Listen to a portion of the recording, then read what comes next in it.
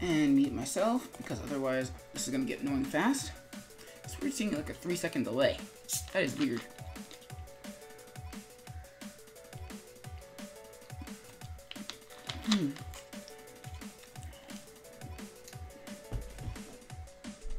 Alright, first things first, before we, as always, before we start, gotta let people know that we're streaming, so.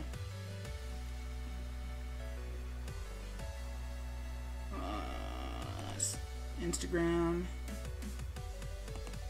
That's not important. That's also not important. No, don't save.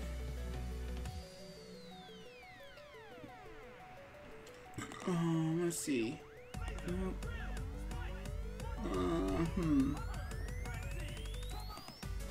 That's old. Drop home drawings, hangouts, stream. Oh. Those are notes for myself. Let's consolidate these. X. Paste. Delete that. X. Delete. Oops, no, that's my streaming promo. I can't be messing with that.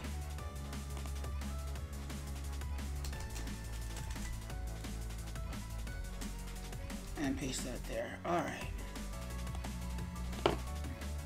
So let's see, what else are we doing tonight? So let's go to Twitter.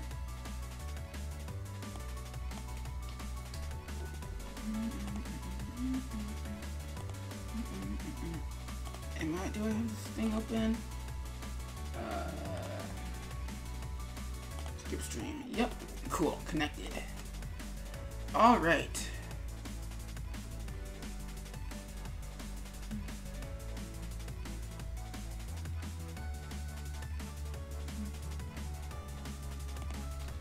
And don't care about 45.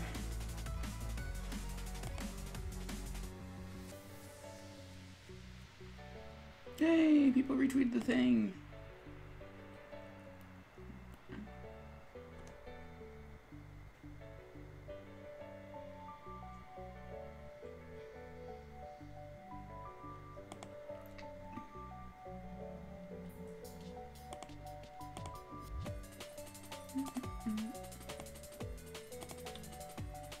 Sounds like a thing to check out, but in the meantime,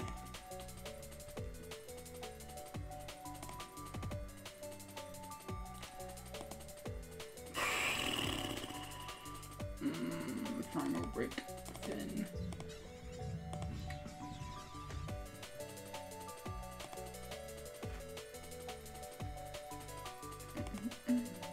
Moo the Troller writes, Hey Moo, welcome to the Skip stream. How are you doing tonight? Also, it says Best Ever is watching, so hey Best, welcome to the Skip stream.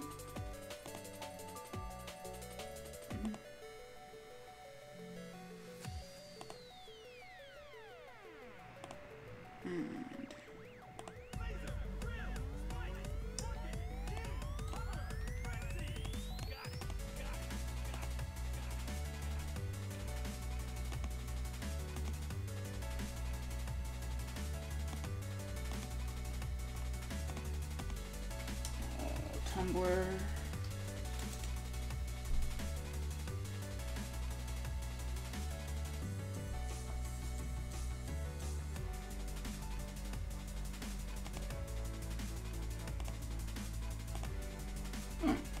Doodly derp.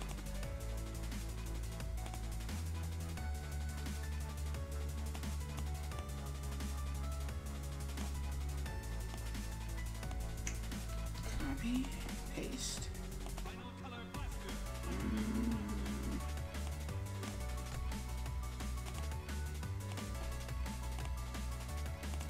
That. Moo the Troller writes, doing good. And are we listening to Sonic Colors? Yes, we are listening to a remix of Planet Wisp from Sonic Colors. It's not official music, but it is music. Or rather, it is a remix of an existing song.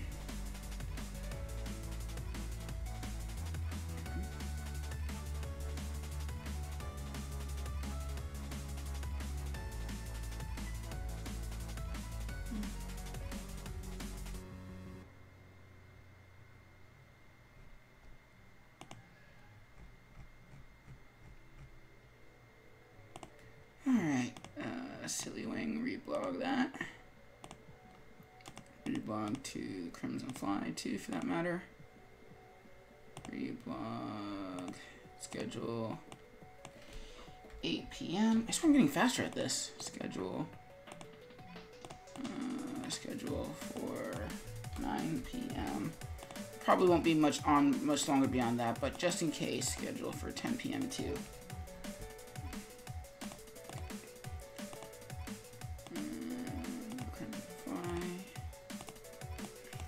8 p.m.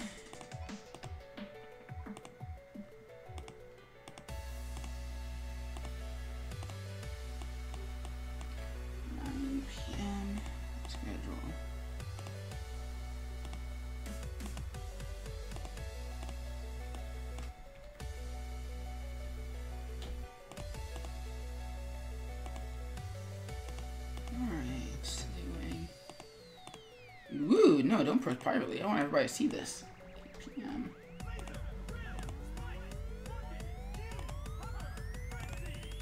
Also, apparently there's a Netflix trailer for Voltron Season 3.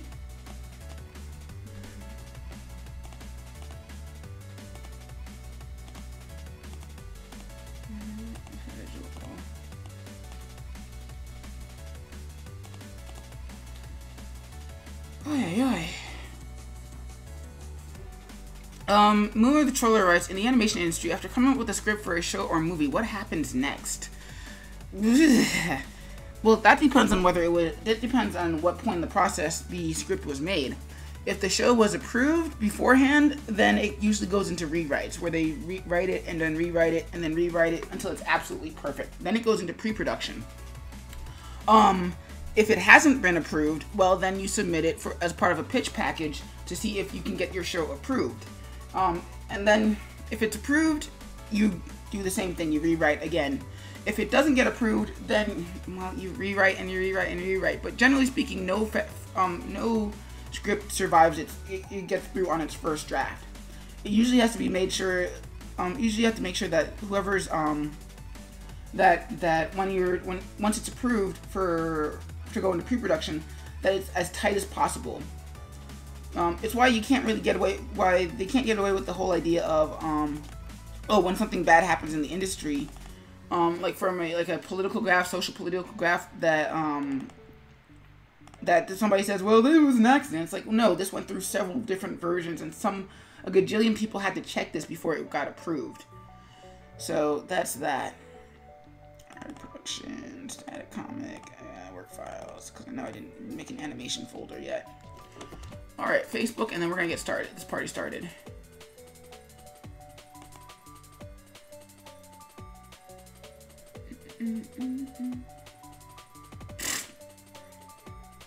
Somebody writes on my Instagram page to draw more JoJo's.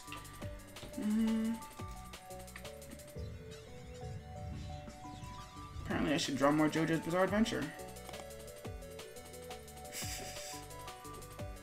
Who would say that?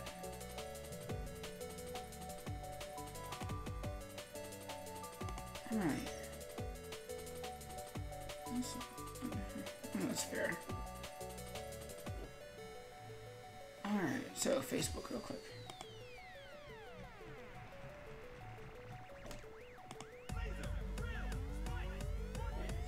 That's how much money I have.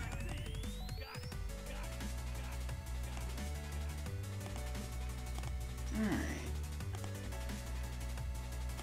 Imager.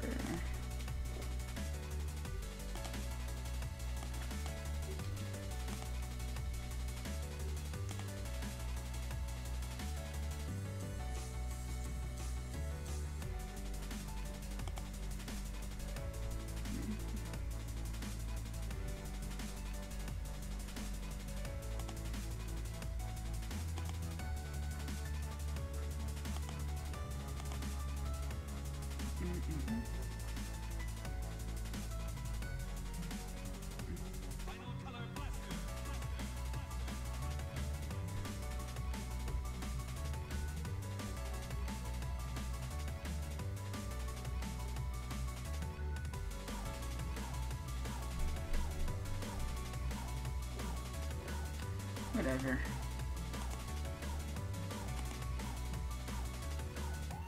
Alright, share that to...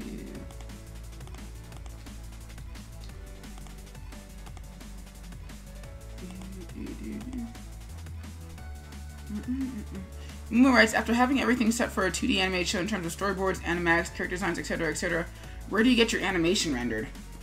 Well, that depends on whether you're doing it in-house or not. Either, and this is one of the things where I'd have to bring in one of my friends who's actually worked full-time on that stuff, and actually, no, I normally say I normally shy away from mentioning stuff on stream. You have other people that you should also ask about this stuff too. It really depends on the studio. Sometimes the storyboards get outsourced to an animation company outside the United States. Assuming we're even talking about animated US based animation, or it gets done in house. And when it's done in house, that usually means that okay, that's cool. So that's just my thing is paused, I think. I can't tell. I just refreshed the page anyway. But usually either it's done in-house, wherein the animators will take the storyboards and then they'll animate on top of it, or it will be taken overseas where it will be animated by another company. Sometimes it's Korea, sometimes it's Japan, sometimes it's even the UK or Canada. But generally speaking, it's usually outsourced. Hold on, let me see. I gotta keep finishing sharing this stuff. No, not in the event.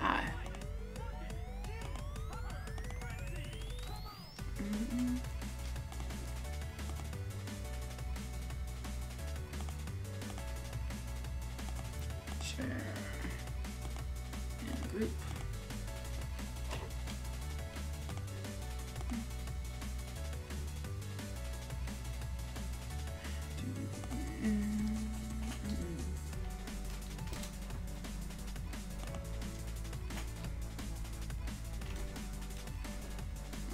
See one more group. Okay, and a few more groups, but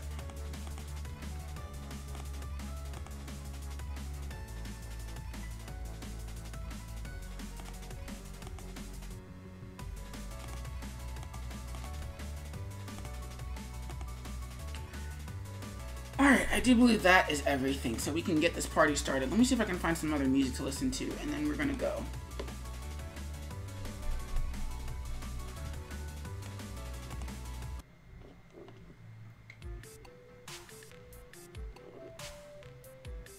Alright, this sounds like fun. So let's listen to this. We're gonna do that for this evening, and then, yeah. Alright, so all my promos are done. My file is found. Streaming.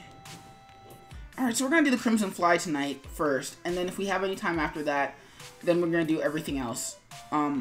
Mostly because I want to make sure that this gets done. Because I'd be lying if I said... Oh, let's turn that down a little bit. I can't hear myself. I'd be lying if I said this doesn't feel like it's going to be a lot of work. It's totally going to be crazy. So we're going to do the Crimson Fly first tonight, and then if we have any time for anything else, we'll see. Mommy. Static, anime comics, work files. Can you watch anime?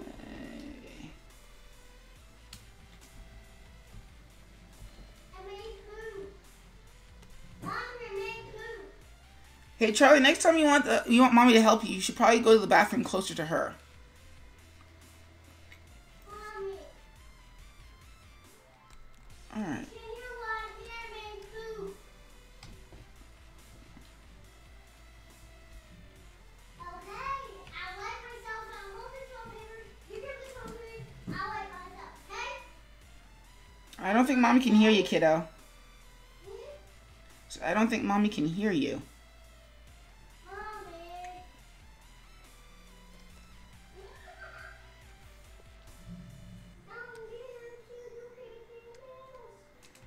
That.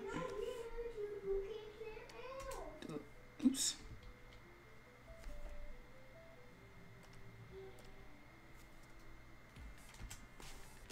Let's see, I fixed everything.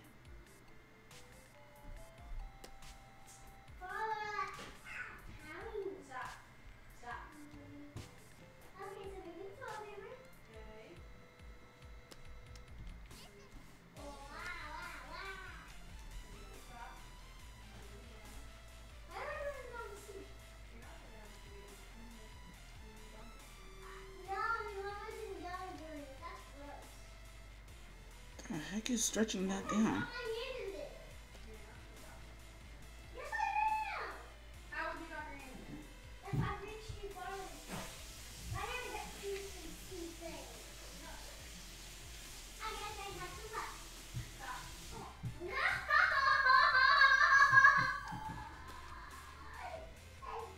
Alright, I guess that's just what we're gonna have to deal with tonight. Fine.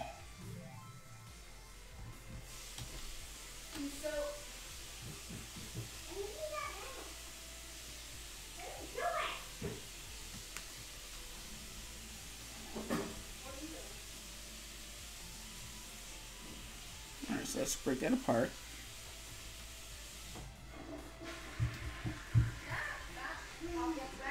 And delete.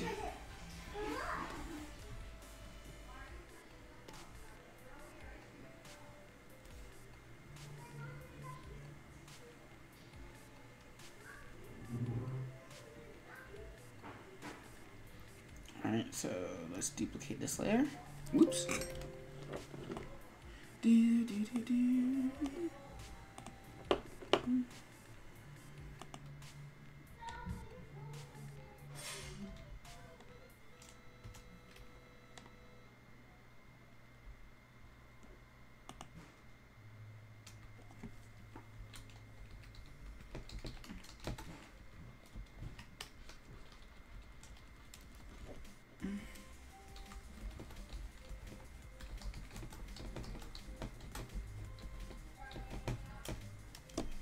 Okay, I got tagged in a thing. That's weird.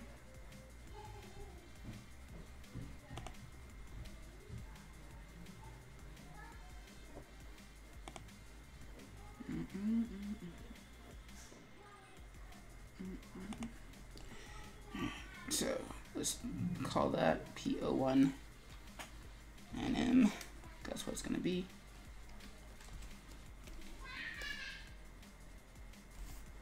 I guess plan 1 has to be in the back.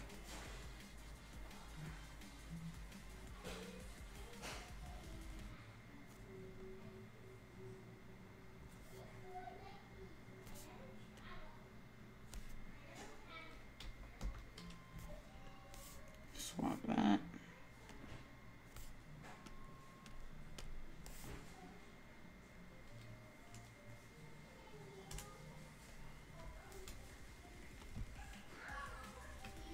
Put that front and center.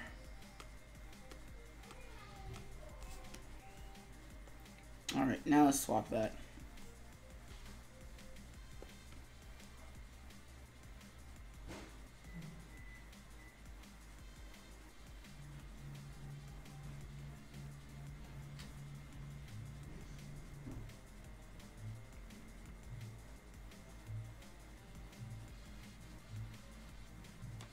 Hmm.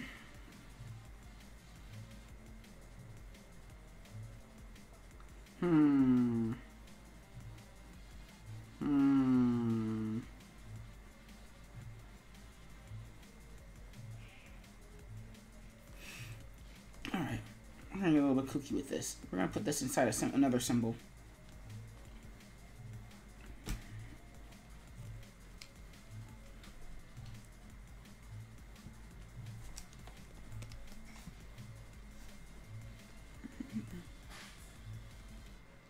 Nah, I didn't want to do that.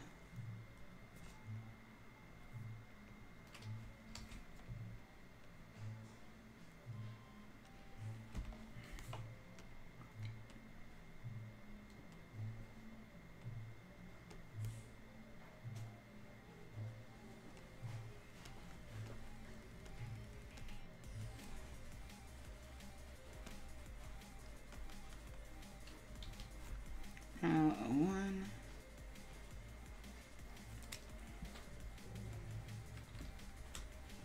Shake cam.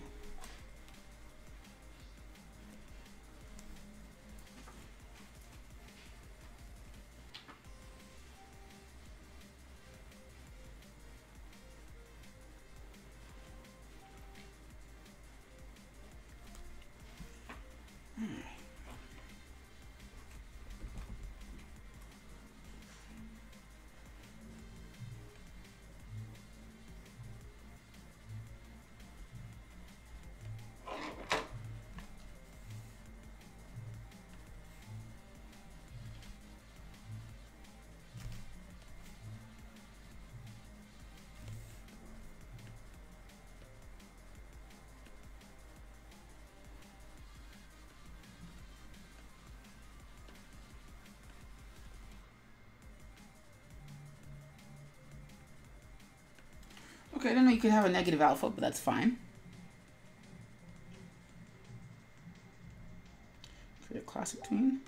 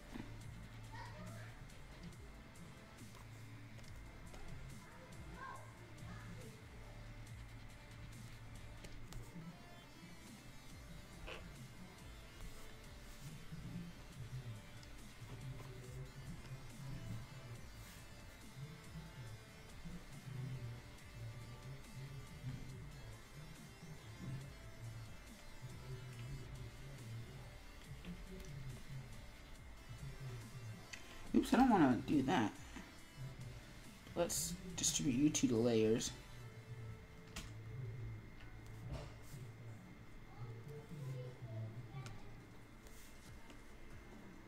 And let's label those layers. And the reason why we're separating them into two separate layers, in case I need it, we want to do something independent of the other. So that's why that. So let's call you Crim Fly. We're going to call you Beam. Alright, F6, F6. So you're going to be a symbol.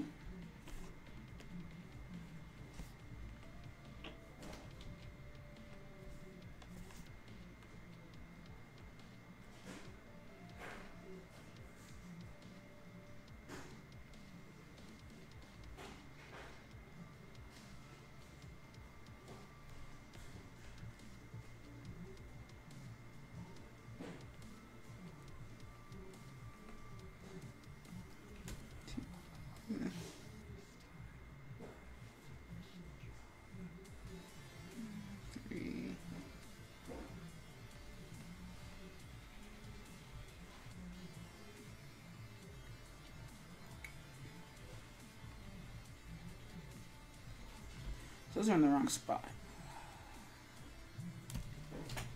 Read.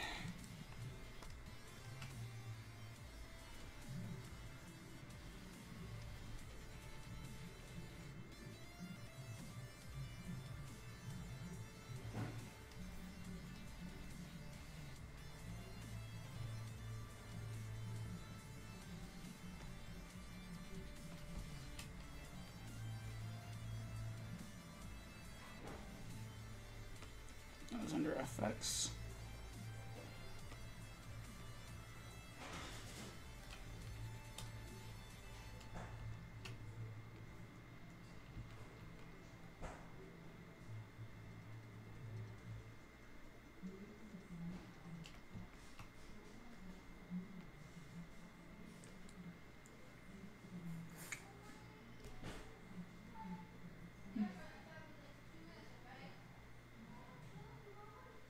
Moo the Troller writes, when it comes to composing a theme song for a television show, does the composer and creator come up with the idea together or one or the other?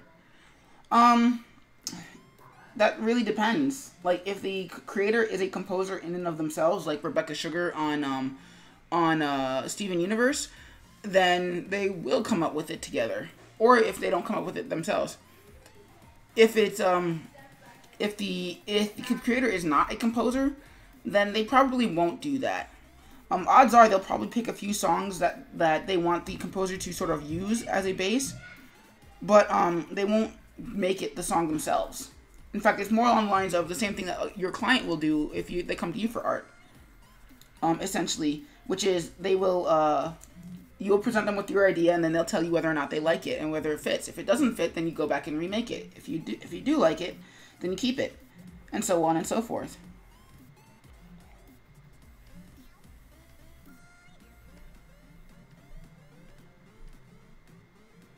But that's really not my wheelhouse as an animator. Hey, Rolani, how are you doing? Welcome to the Skip stream. How are you doing tonight? And how did your stream go? Wow, 4.5 hours. You are a trooper, because that's insane. For comparison, my streams barely usually go past 3. I think. I should probably check on that. So let's see, copy that. Alright, so what we're going to do is... Sure. PO1. Copy that. And yeah, there's still stay graphic symbol. Comic panels O2, PO1, play, replay, Chera.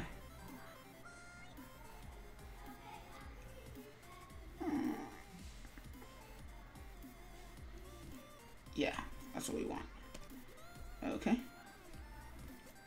And then you will also be a graphic symbol. F8. Paste.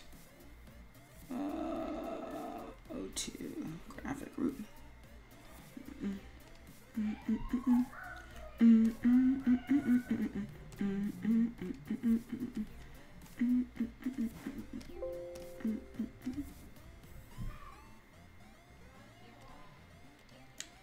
then we're also going to make you a symbol. Crimfly. We're actually going to call you Beam.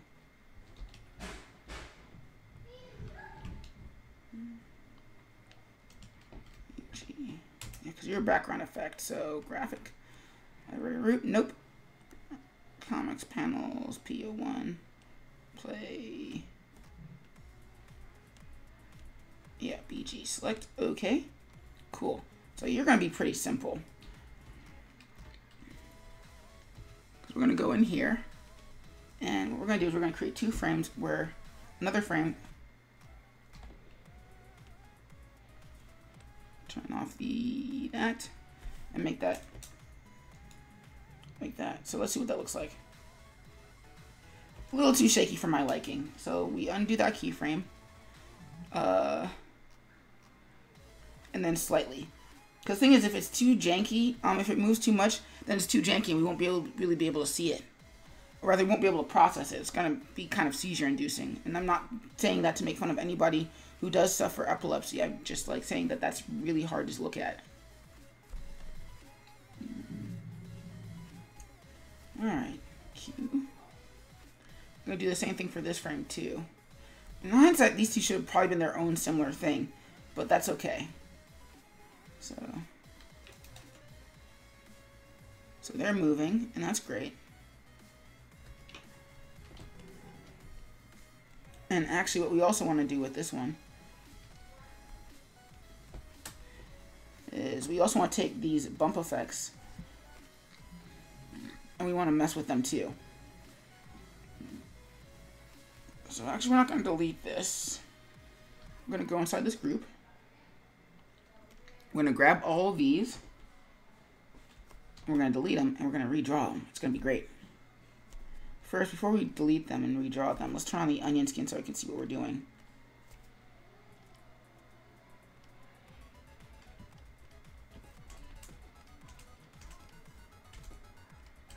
Ah! Don't want to delete our lines. That would be bad.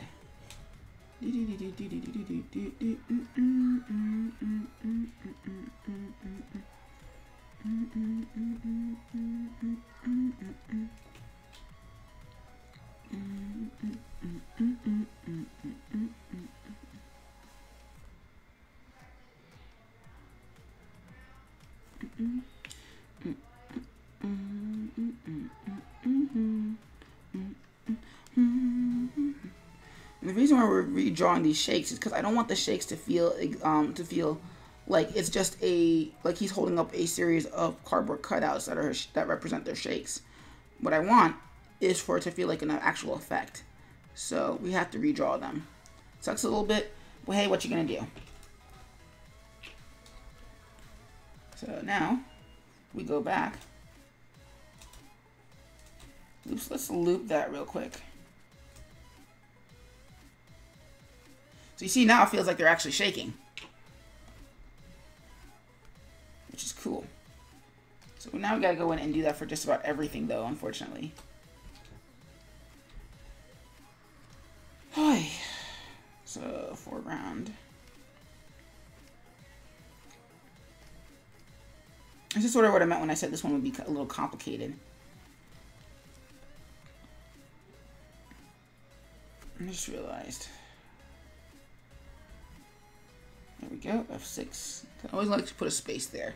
This space, these two frames basically represent the button queue. So this, it's going to hold on this where it's going to be shaking the entire time until you hit play.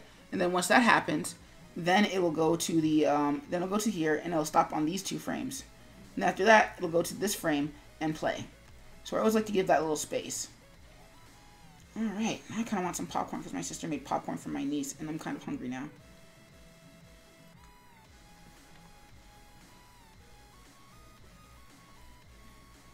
So, let's go to our beam. We're going to call you beam 2. So let's go back to the panel 1 folder. And PO1.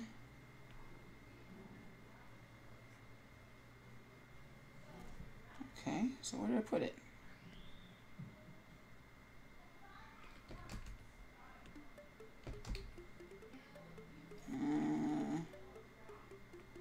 Okay, so what did I do with it?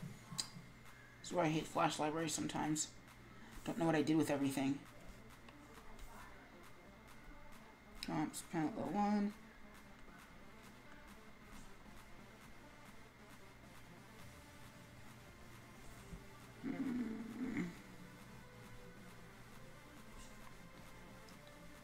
Okay, so I didn't put in the PO3 folder, apparently.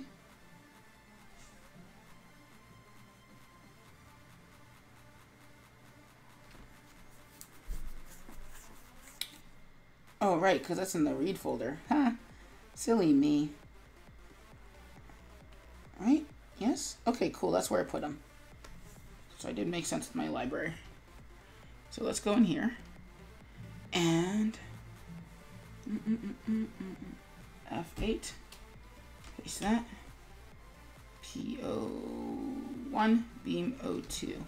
So let's put that in the comics folder, panels. PO1, play, character, select. And same general rule. Move our pivot point down here, which makes it a lot easier to shake. We're going to move in the opposite direction as the beam in the background, simply to create a sense of chaos. Now we're going to go in here, turn on our onion skins first.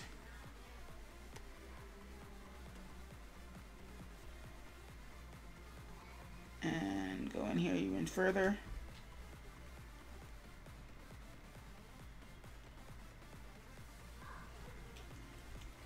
Alright. Delete that, delete that, delete that. Delete that, delete that. Aye. Delete that, delete that, delete that. Delete that, delete that, delete that, delete that, delete that, delete that, delete that. Delete that, delete that. Delete that, delete that. I guess I don't want to delete whatever that is. Delete that, delete that, delete that, delete that, delete that, delete that, delete that, delete that, delete that, delete that, delete that too. Delete that too, delete that too.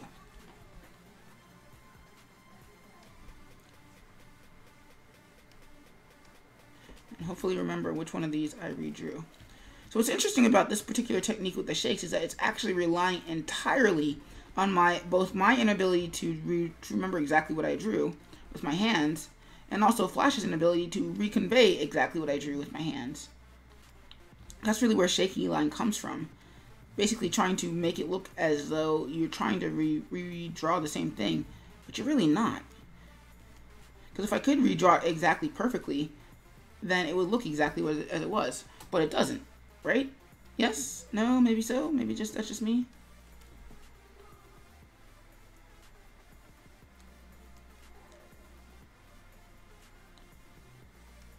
So it's a little bit of a brain hack.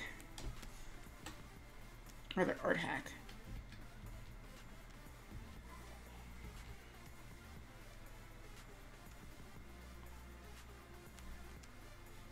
So now, if we come back out, background is shaking. So all this is shaking, that's good.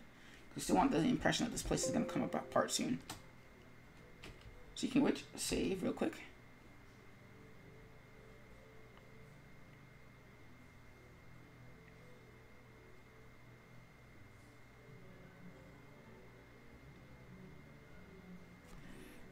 Alright, so let's go into our background. And we don't really need to worry about the fill. So we're going to take our lines. We're also going to convert those into symbols too.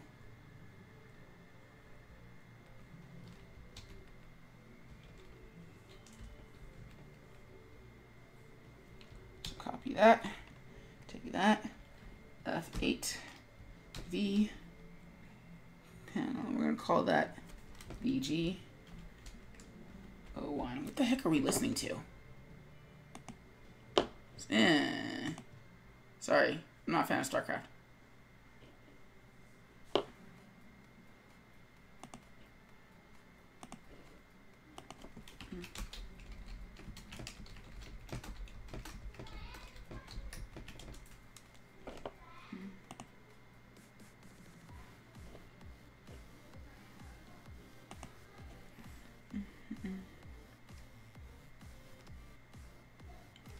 Comic panels, PO1, play, BG, okay. I'm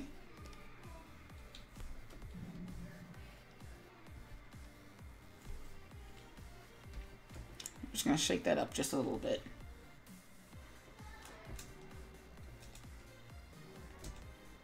Because now I feel like this place is actually shaking. But to sell it a little bit more,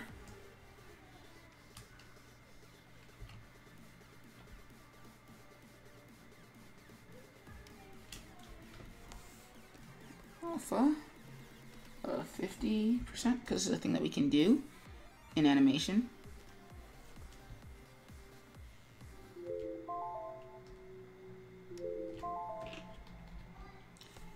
And then alpha, and yes, I heard my break timer.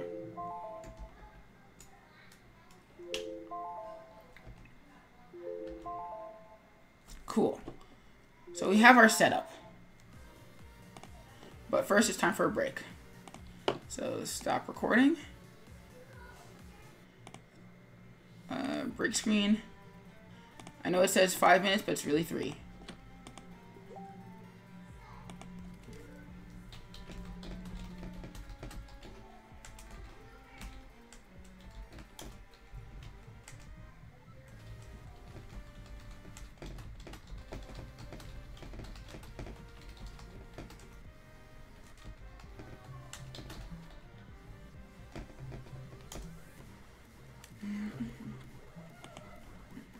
How's everybody doing tonight?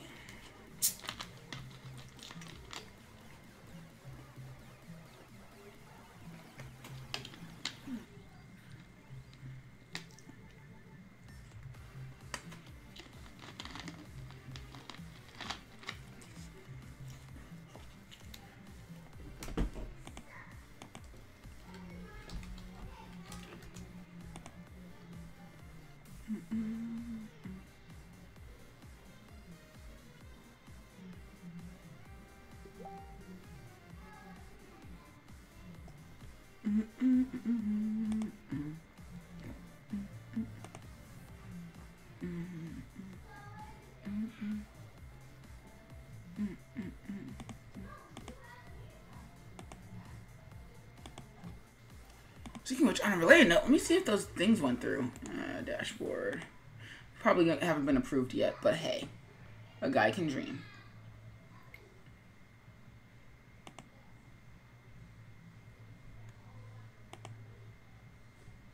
Still pending, still pending, still pending. Joy. Anyway, guys, I'll be right back. I need to get some food.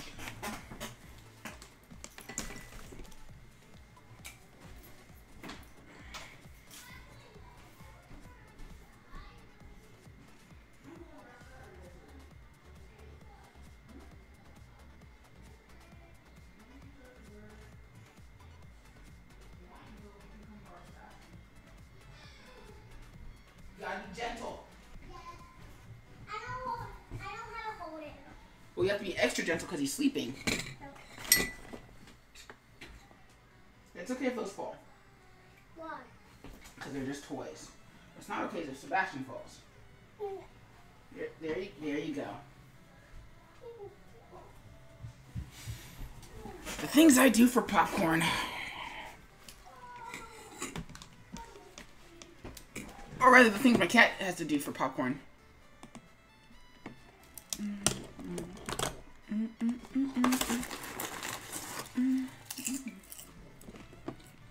In terms of popcorn, is not the greatest idea. It's not really a great idea to drink anything that's anything that's salty when you need to drink a lot. So.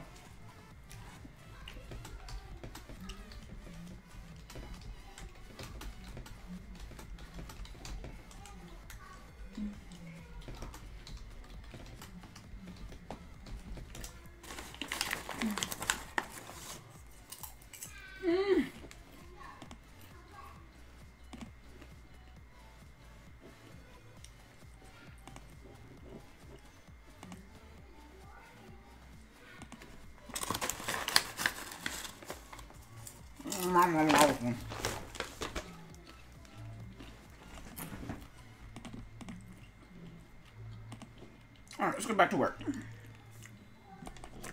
I'm gonna at some point change the Alright,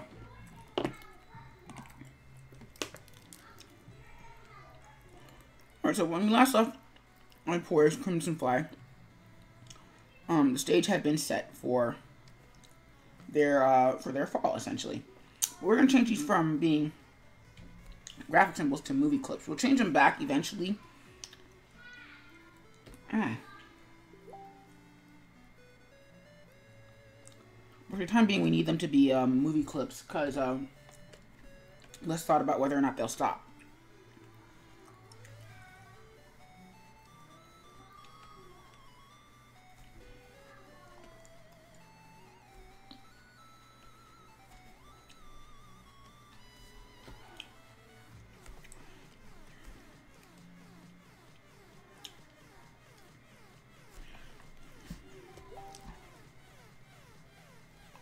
So we're going to have our Crimson Fly first look around and then jump.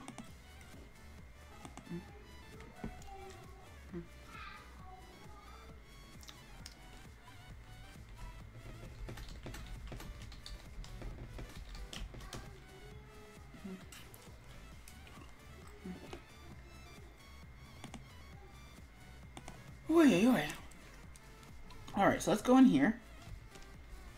And we're going to lock that real quick, because right now we just need this to be a guide. We're going to be cleaning this up tomorrow evening, in theory.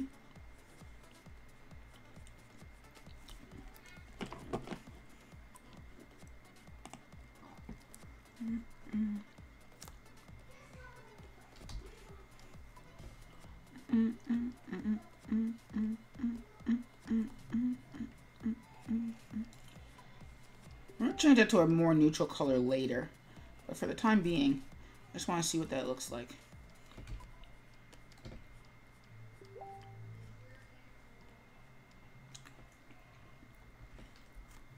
And let's change that actually now. Let's make that red. That's a lot easier to see them than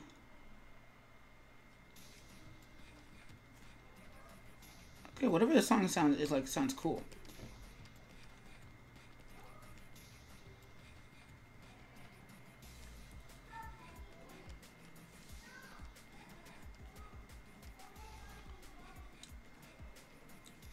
The thing with character actions is that you don't want them to do something immediately. You want to show that they're thinking about whatever it is that they're doing.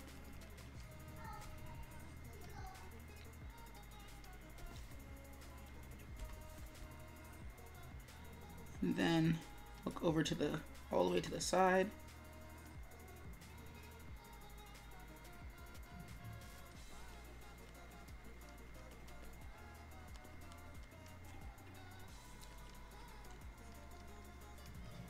Remember, characters are people, so they have to be thinking about what they're doing. They don't just do it because you think it would be cool.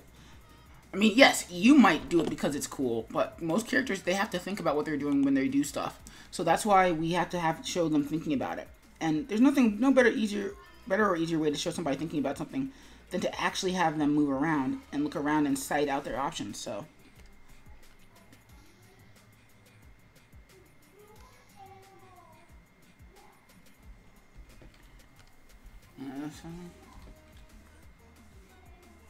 Still need my onion skins.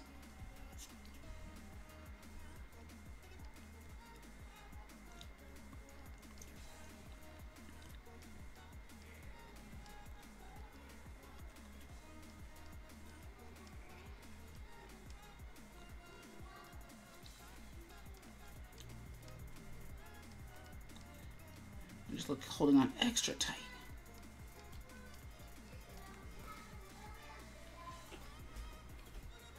And now, meanwhile, Don Bosco writes, back in business. Welcome back, Don. How are you doing tonight?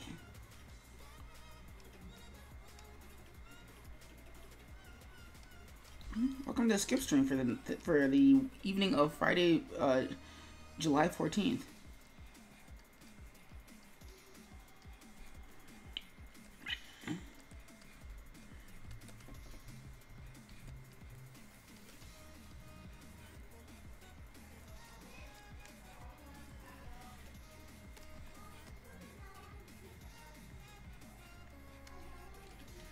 And F7.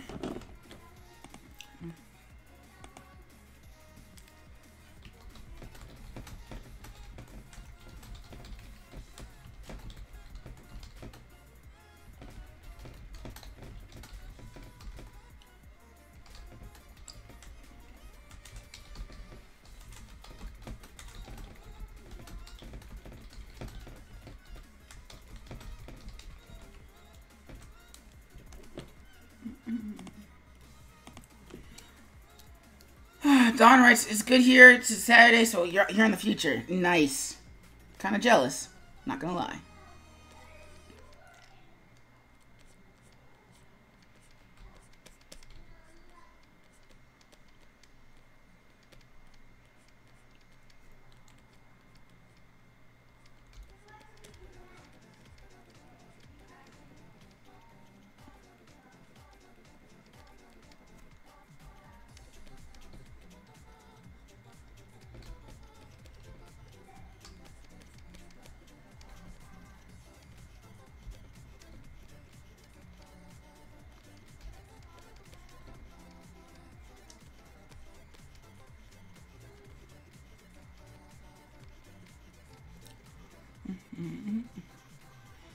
That is crazy. Speaking of which, remind me during the break, I need to go make those emotes public on Frankerface Z. At least the ones that are not supposed to be subscriber bonuses.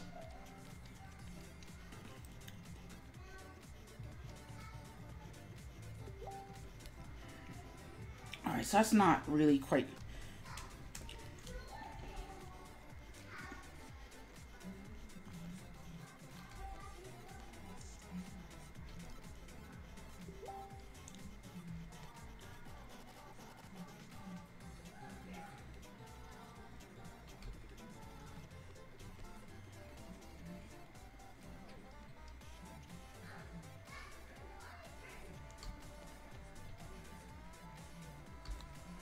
These things will go a lot easier when you follow the line of action, whatever it is.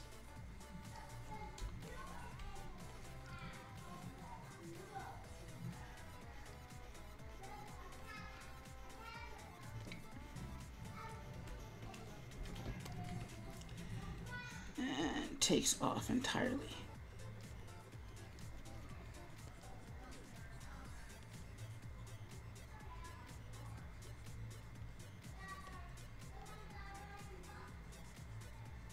Takes off into panel 2.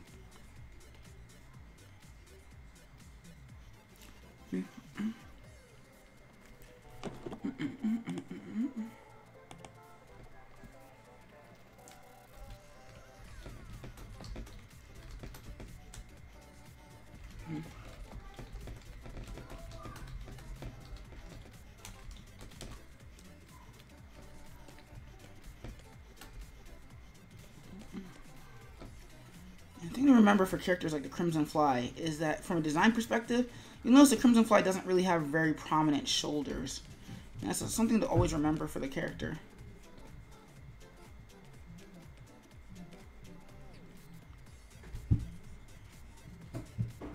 Thank you.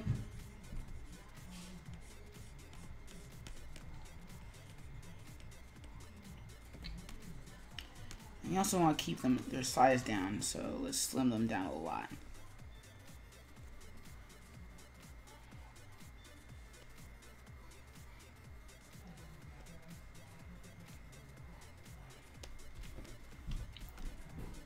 So we have our keys. Oop.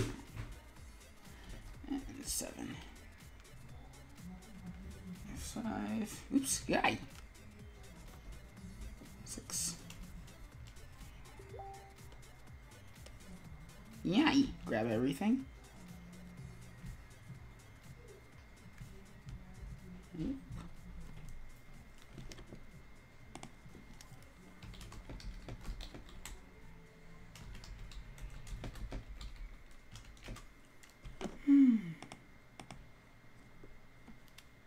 Don Rice, for real, it was satisfying to watch. Well, thanks.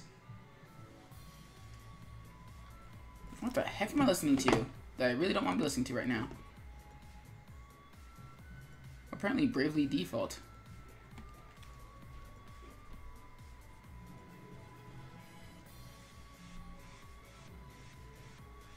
Yeah, not a fan.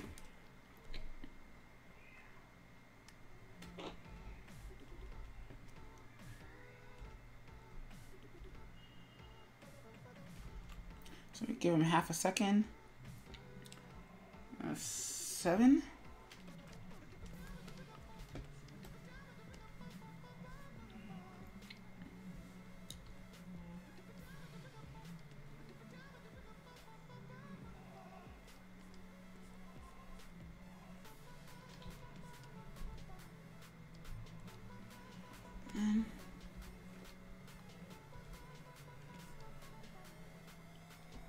Move that over a little bit.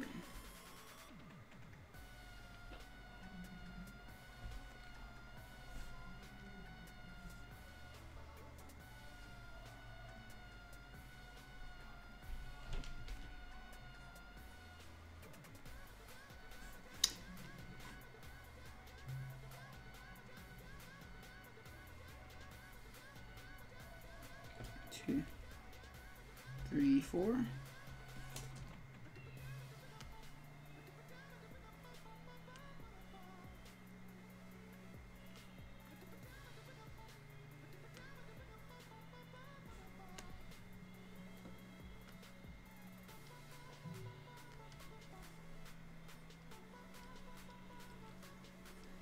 And I'm only messing with the things that I expect to have to change.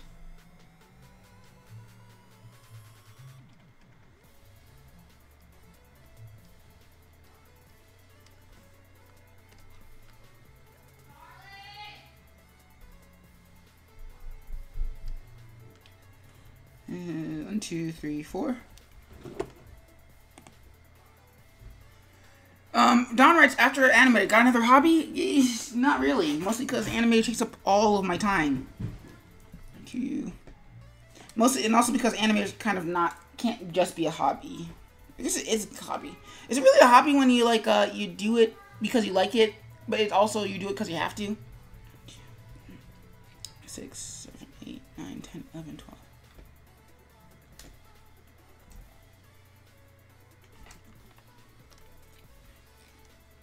7.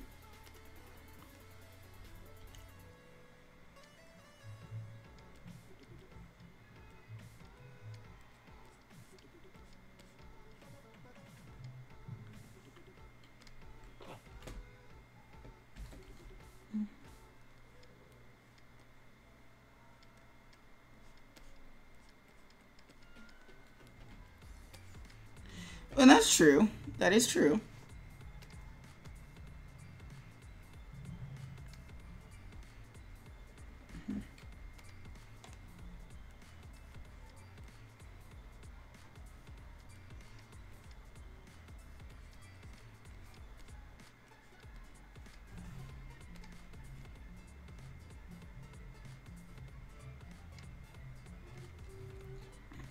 2, 3, 4, 6, 7, 8, 9, 10, 11, 12. There we go. Why? I want to grab that entirety of that.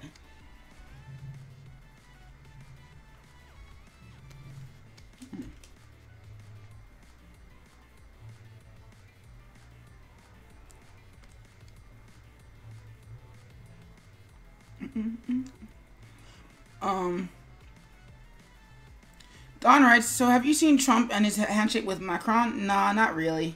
I mean, I have, but I can kind of guess.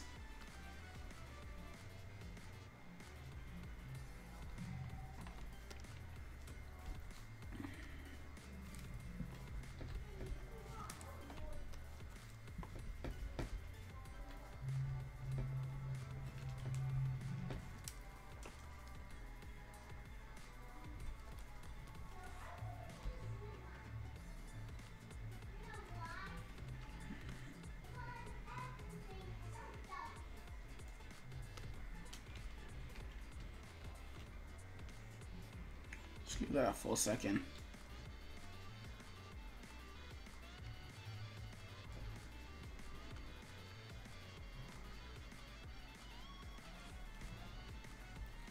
Seven. Oops. Well, because Trump knows he's not supposed to be there. Macron knows he's not supposed to be there. And there's not really anything either of them can do about that. Well, I mean, Trump could do something about that, but his ego won't allow him to do anything about that.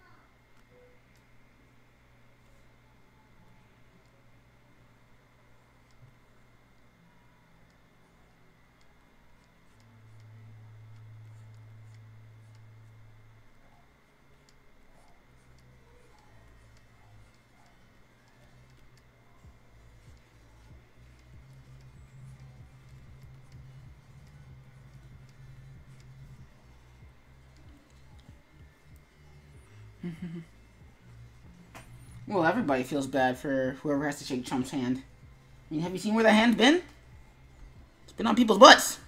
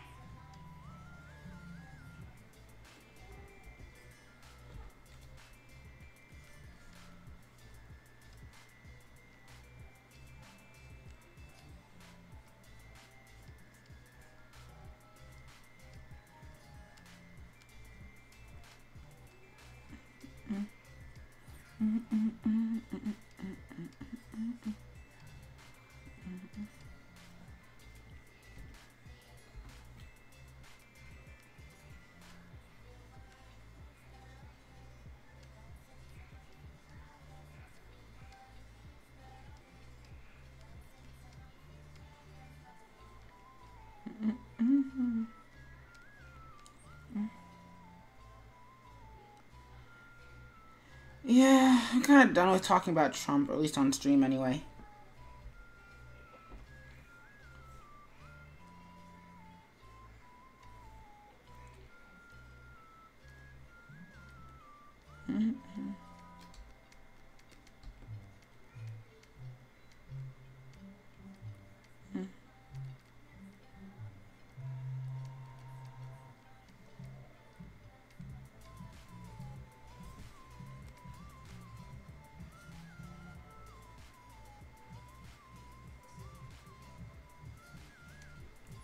Two, 3, 4, 5, 6, 7, 8, 9, 10, 11, 12.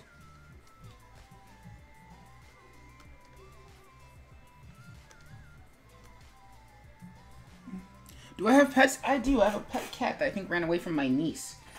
He's pretty cool. He usually just spends the time sleeping behind me. You can't see him right now. Well, actually, he's not even in the room as far as I can tell.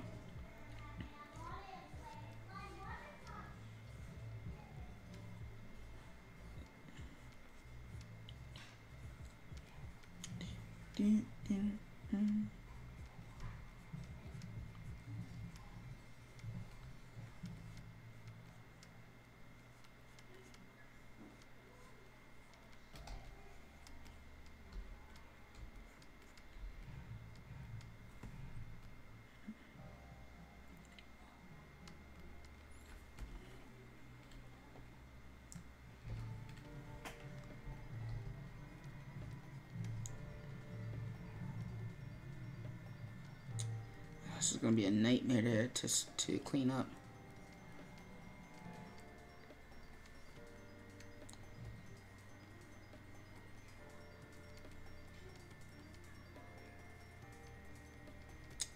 So it's probably gonna take us into Sunday. That's gonna be fun.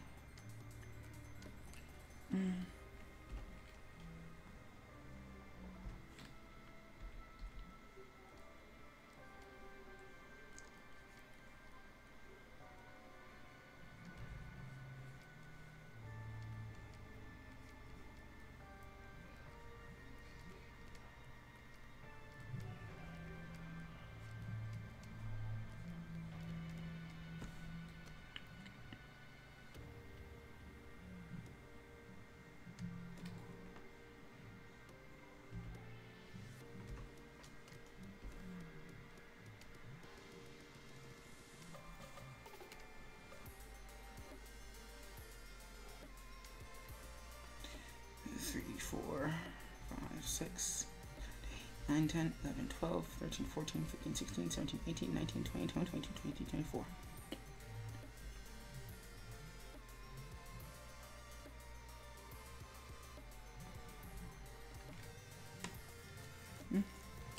Cat in Dutch means cat, which means the same thing, but of course the pronunciation is different.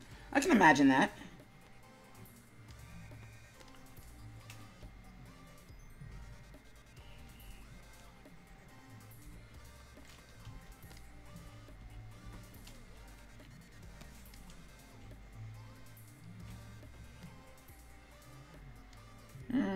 No, no butt wiggle. It'd be funny, but...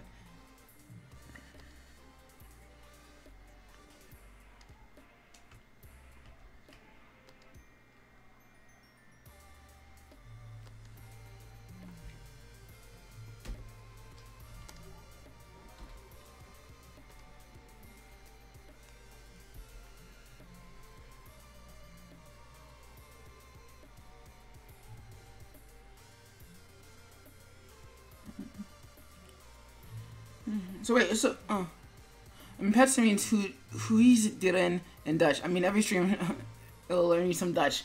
Appreciate it, Don. So wait, aside from watching me, what are you up to tonight?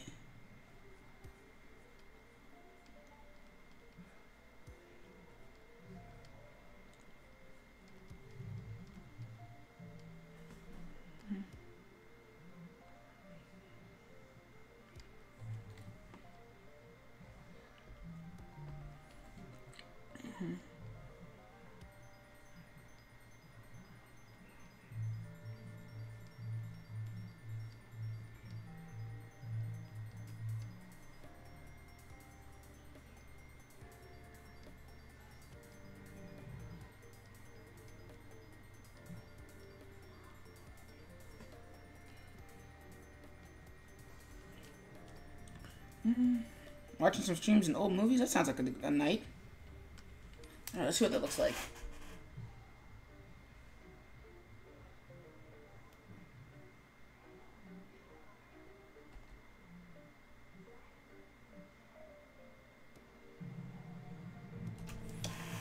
Let's give that some more time.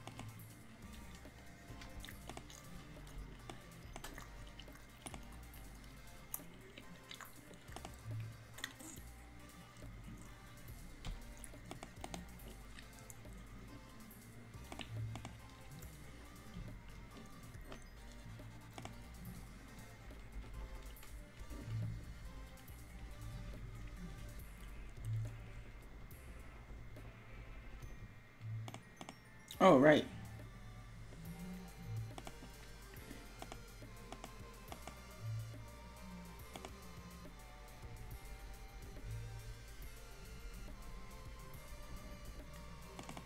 Let's make that a guide layer.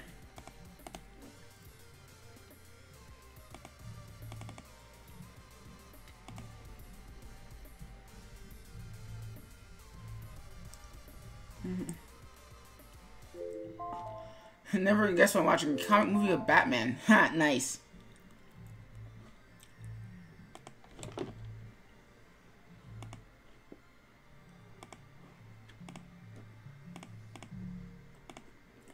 Break.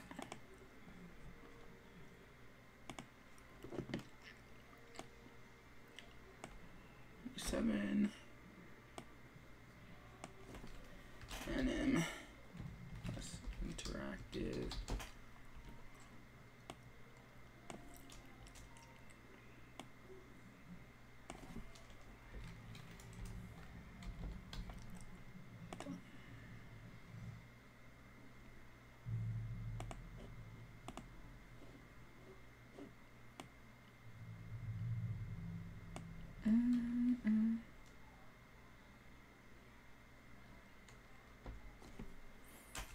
Hey, I got what you meant, so that's what's all that matters. It's all good, dude. Point is, I know what you meant.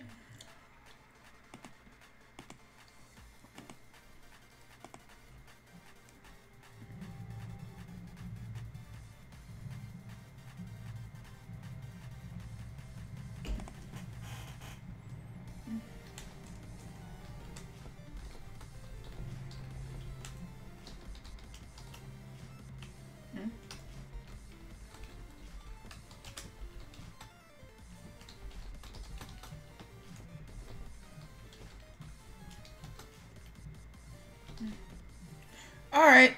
I'll see you in a little bit.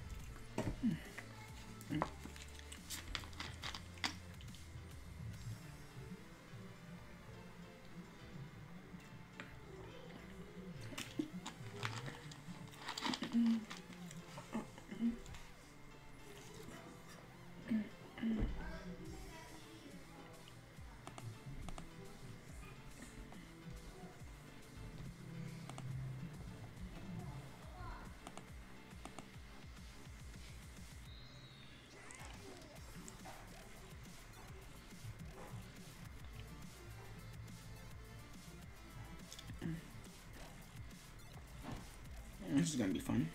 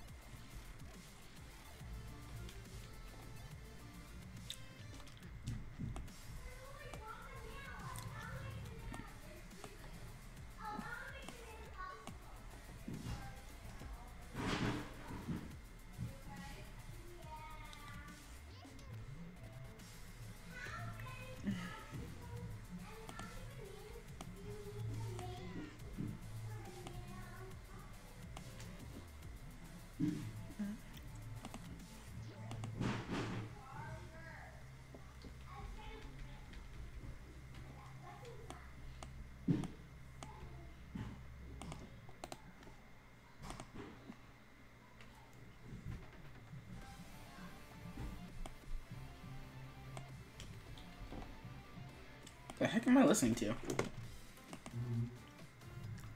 That's cool.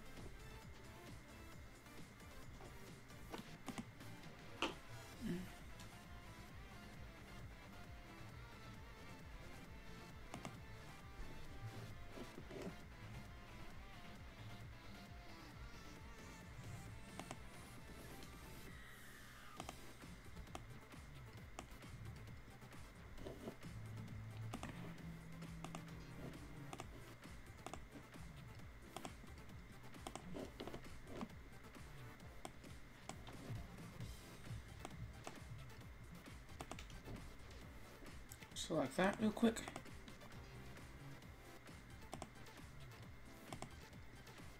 Oops, nope. We want this still to be graphic. We want it to look on the last frame.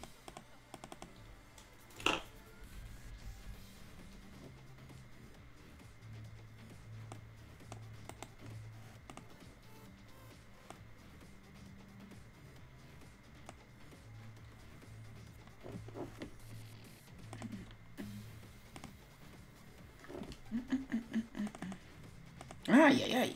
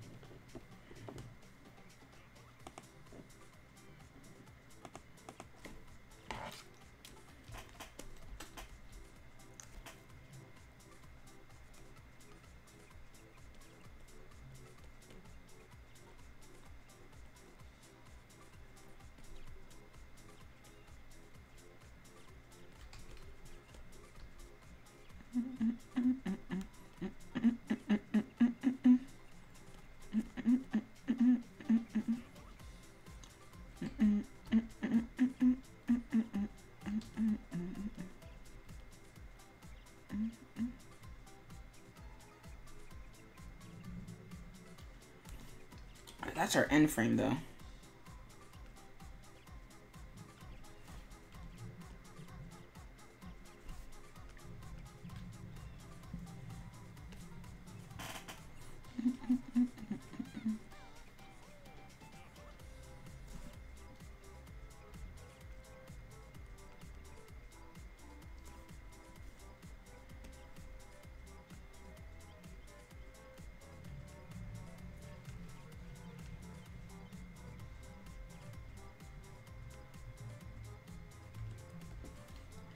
Oops, wrong layer.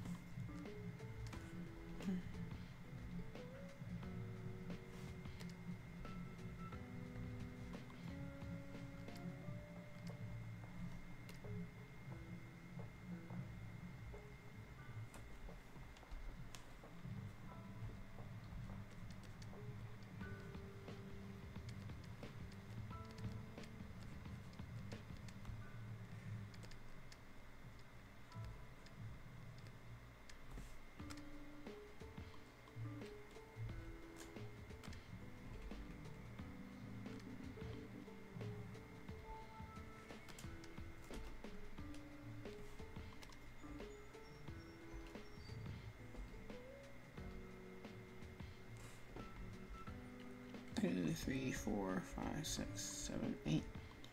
Oops. 1, 2, 3, 4.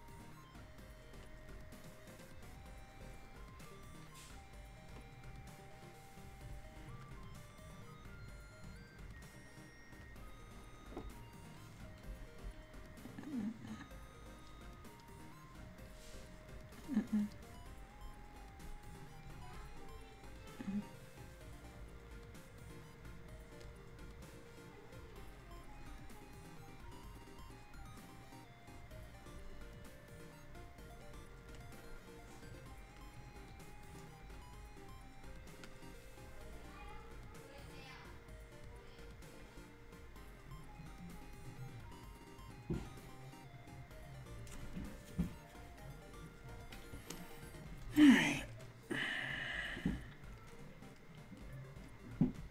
Oops.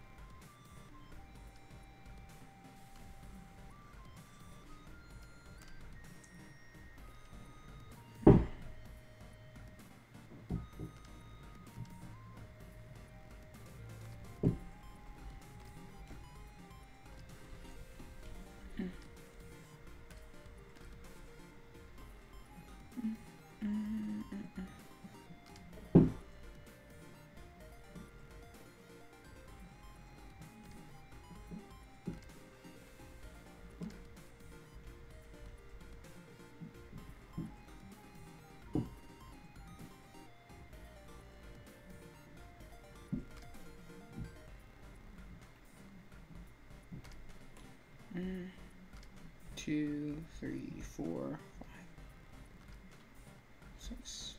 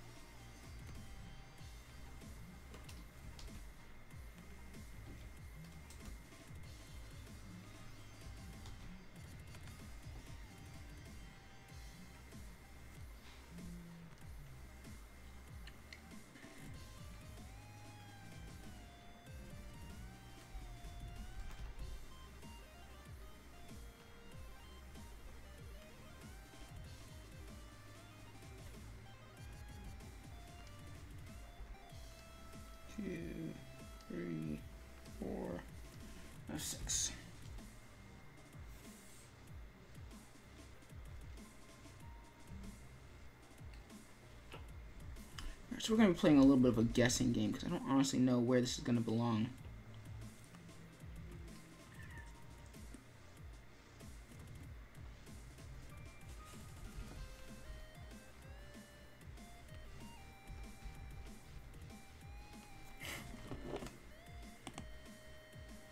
Interesting.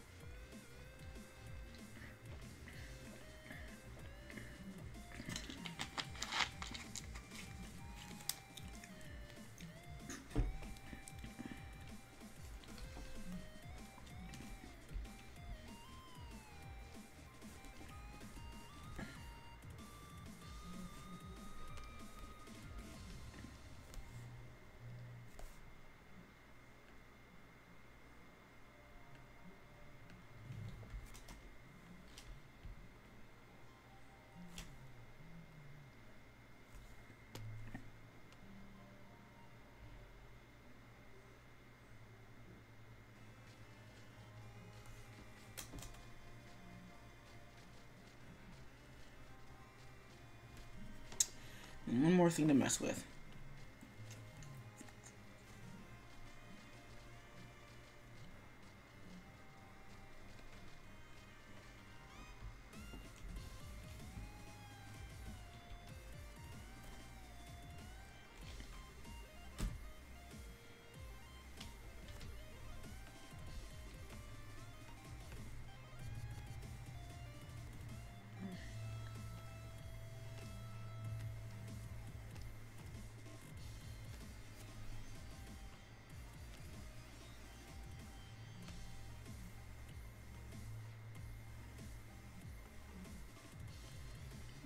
I swear, Flash, some of the things you do are so outdated.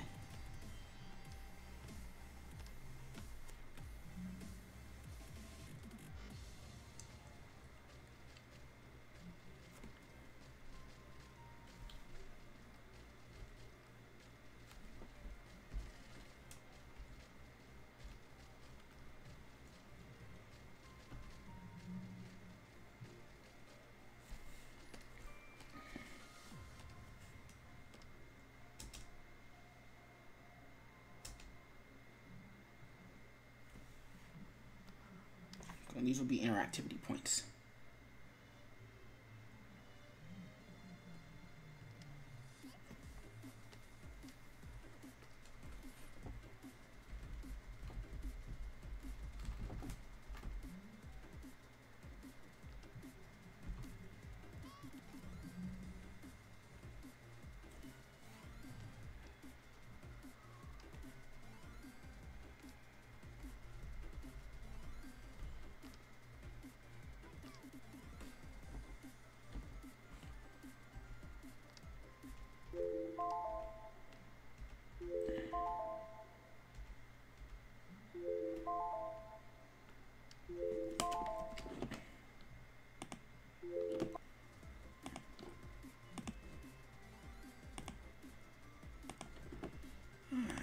Break timer.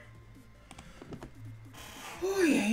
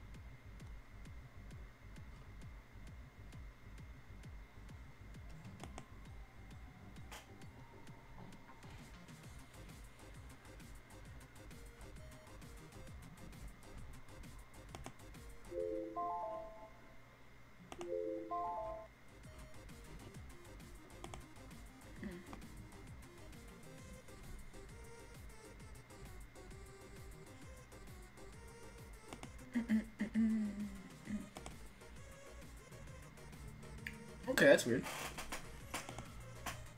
Oh, yeah.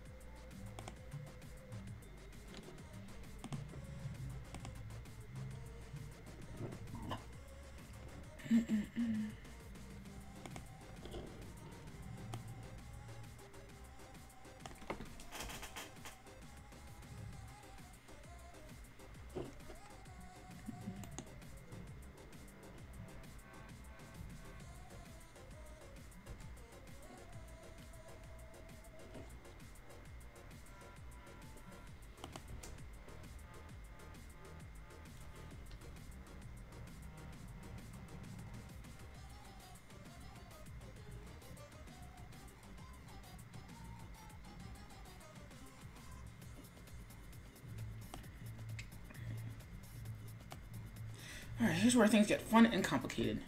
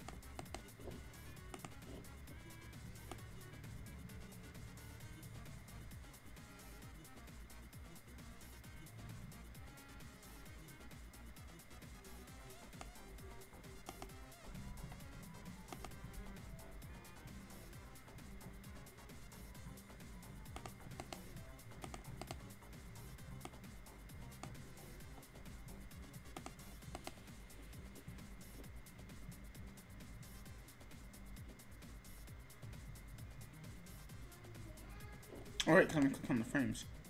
Sorry guys, I'm just feeling a slight bit overwhelmed over what exactly I'm supposed to be doing.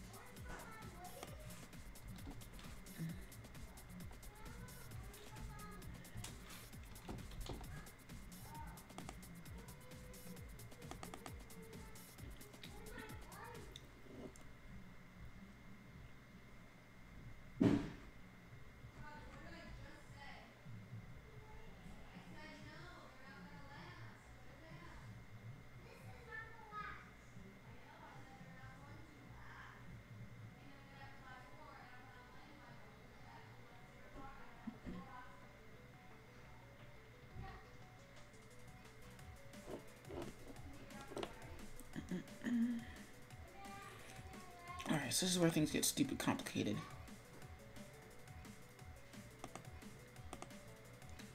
So, what do we do first? Let's see, let's take the beams.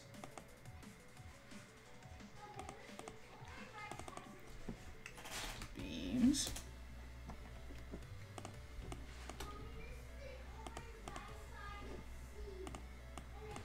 Okay, cool. So I did have the foresight to break these into pieces.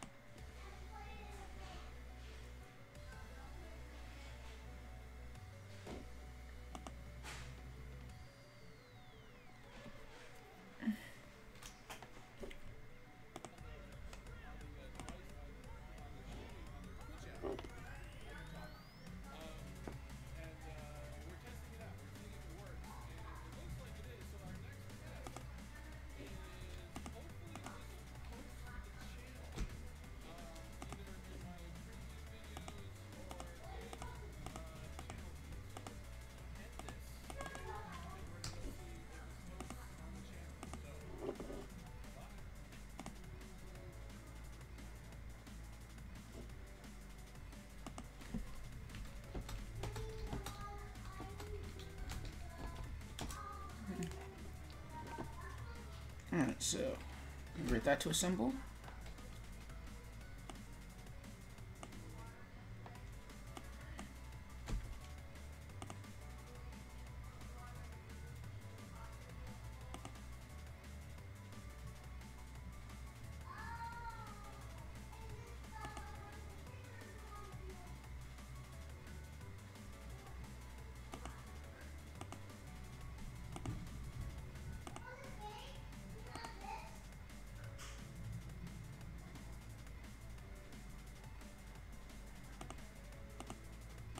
And put that in the effects folder. Let's lock you guys for a little bit.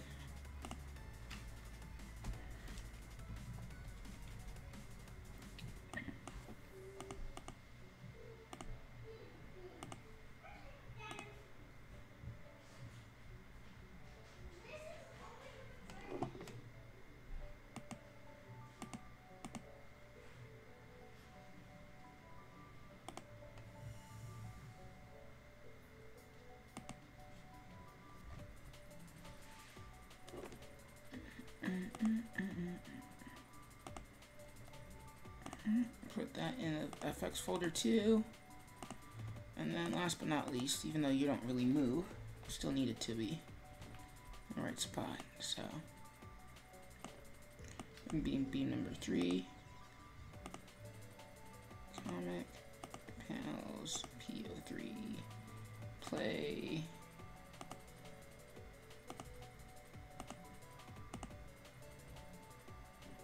Cool. Now what we're going to do, we're going to take this entire frame, we're going to distribute it to layers. The cool thing about having put those all within symbols is that now they are all labeled, which is good. That's not what's important. The important thing is that that's a setup. So let's go in. And we're going to make that an onion skin. And an onion skin, we're going to make that an outline, and then we're going to make these outlines too. What we're going to do is we're going to create a symbol of Crimson Fly. It's going to start on this frame here. So let's start with our first frame, and then we're going to convert that to a symbol. First, before that, let's make sure that nothing else can actually be hit. Don writes, breaking news. Do tell. Don's back. Nice. That is breaking news if I've ever heard it. Welcome back, Don. So we're going to convert that to a symbol.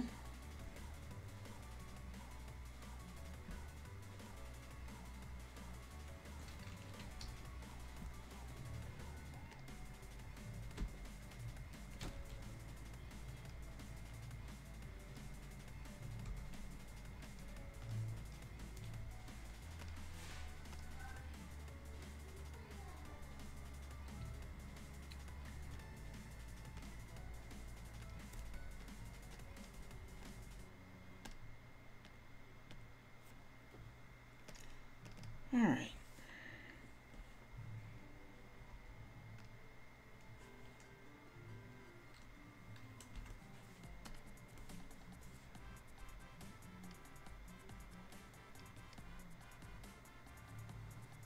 Batman became a little boring. That sucks.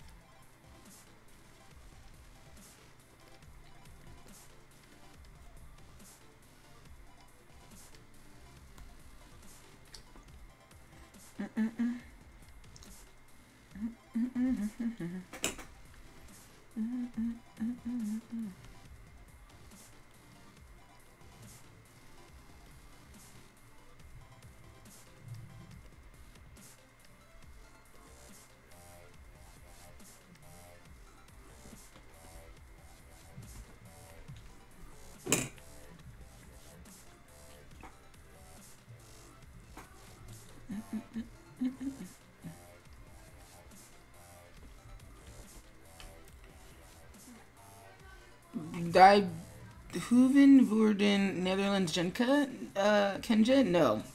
Whatever it is, I've probably never been to the Netherlands if I had to guess.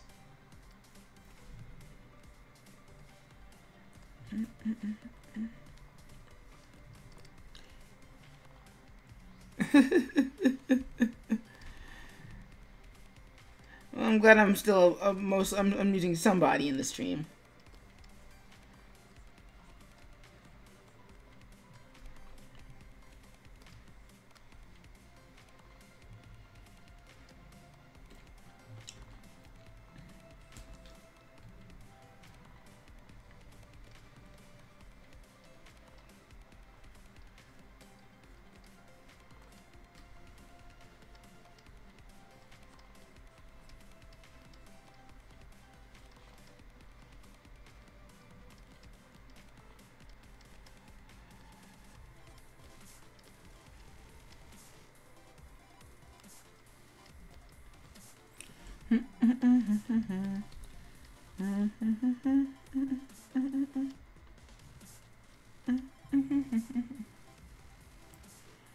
Oh. Well, unfortunately, it takes more than 2 or 3 practice sessions to memorize a word. So, technically, I still know cat, but I know that the pronunciation is different. So, I still know that one. That's probably going to be the only one I'm going to remember for the night, unfortunately.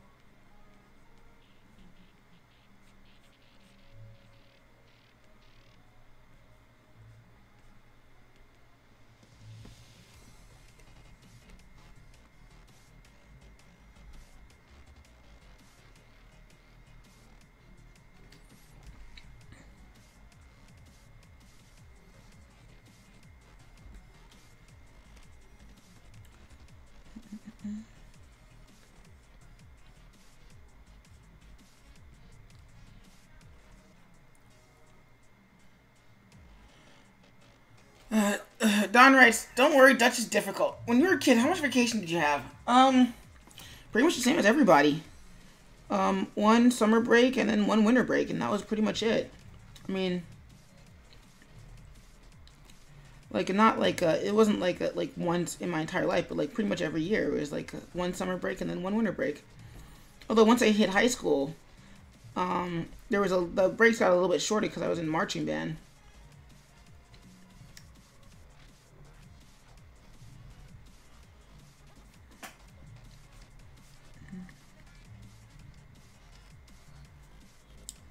But I had breaks. They weren't longer or shorter than anybody else's, at least for the U.S. standards in the U.S.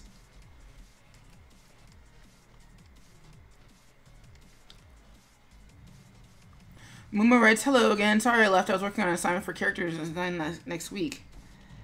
Remember, Muma, whatever the IRL stuff, you gotta be careful about on stream, especially given the nature of our particular relationship off screen. How are you doing tonight?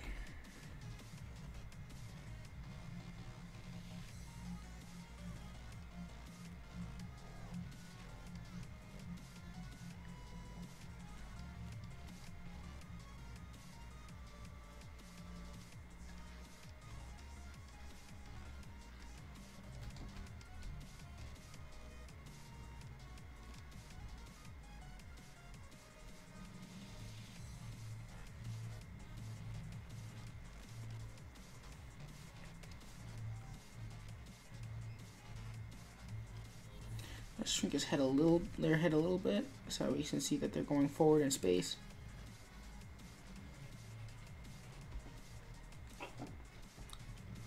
In my country, we have 2 times 1 week vacation, 2 week vacations, but every country has a different system.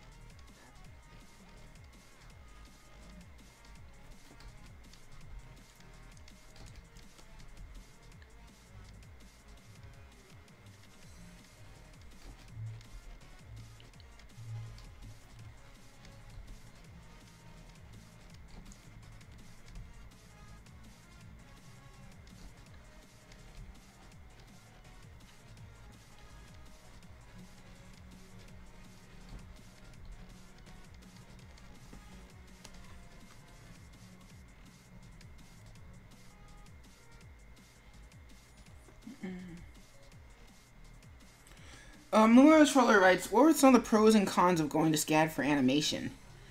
So for those who don't know, when I first graduated from college in 2010, and I went to a school called the Art Institute of Washington. And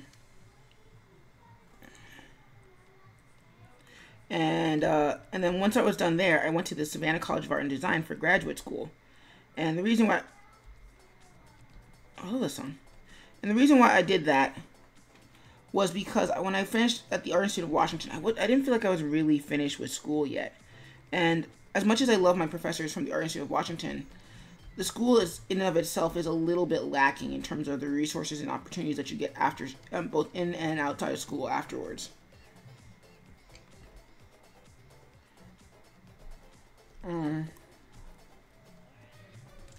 So I went to the Savannah College of Art and Design because that's where most of my professors went to school when they finished school.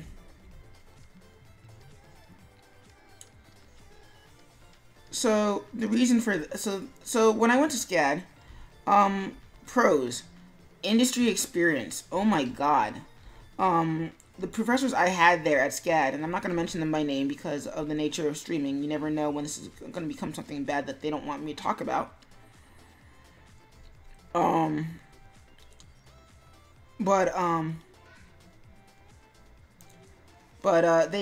industry pros. They'd worked at Disney in the 90s. And they are always great guys. Plus, they also have there's always that sort of they have a, because of the animation network industry is so small, they were always bringing in their friends to go to give talks at school, so that was always cool. And speaking of the networking side of things, like SCAD always brought in like tons of industry pros to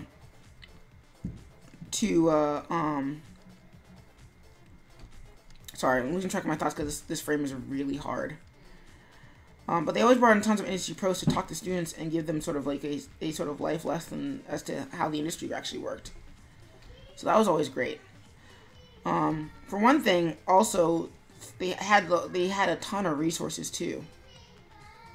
So let me check this real quick.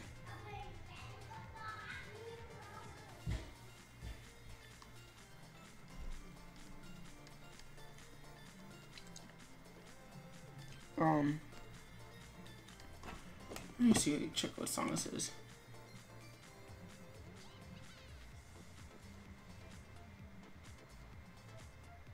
That's cool. That is a cute song. Alright, so pros of SCAD. Because I'm sorry, I'm losing my track of my train of thought because there's a lot of thinking to be doing.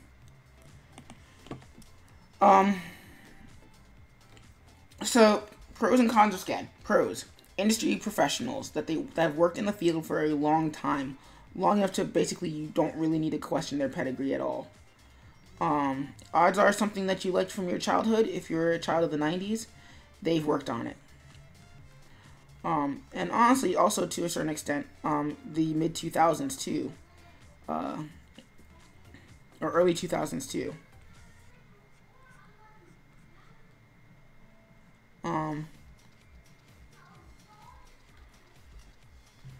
So the other thing is that SCAD also brings in industry professionals too.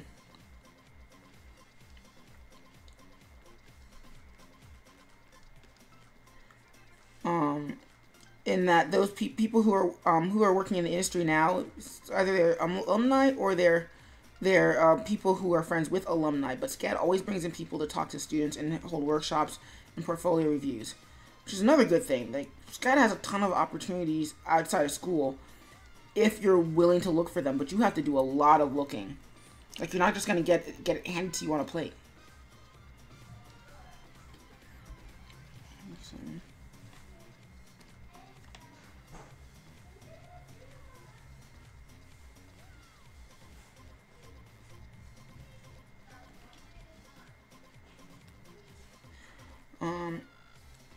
So those are pros.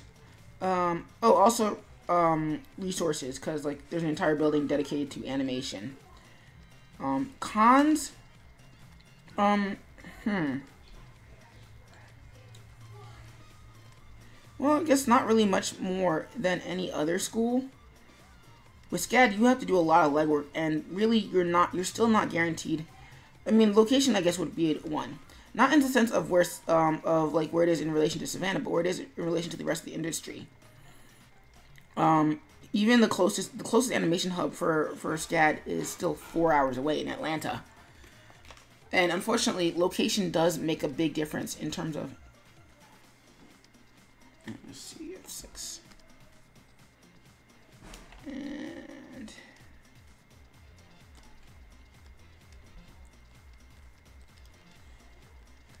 there we go. And move that.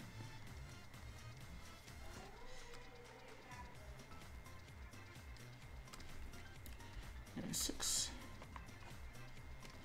Mostly because I need the hands to not be as close as they are.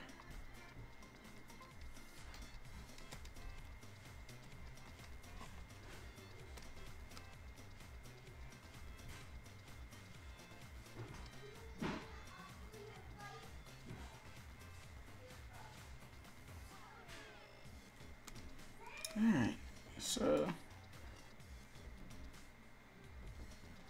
that's cool. Sorry I'm not being too clear about my questions. I just really have to focus right now.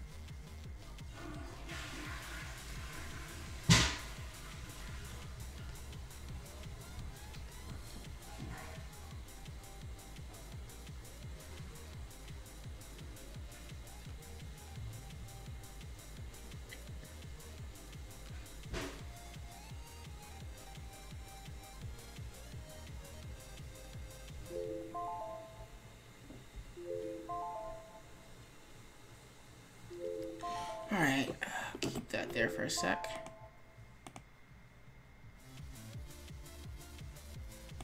Alright, stop recording.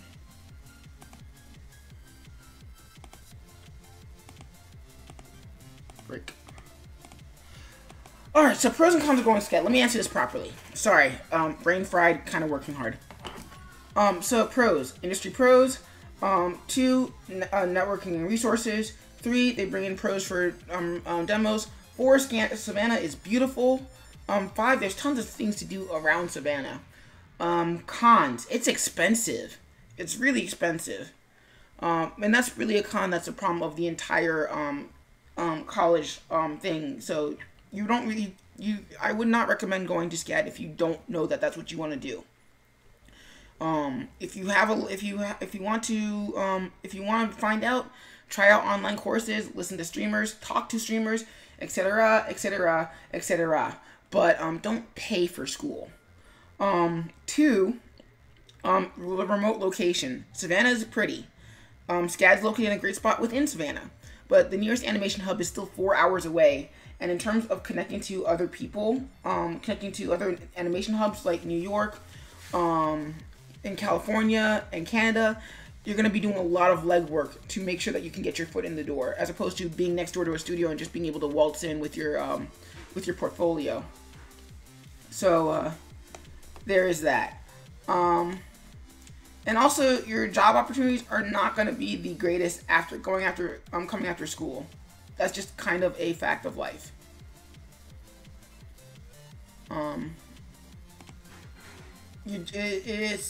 It's incredibly hard to break into the industry, even if you're good at what you do. And SCAD will help you out with that as much as you can, but it's still not going to be a substitute for actually being somewhere really close to the industry.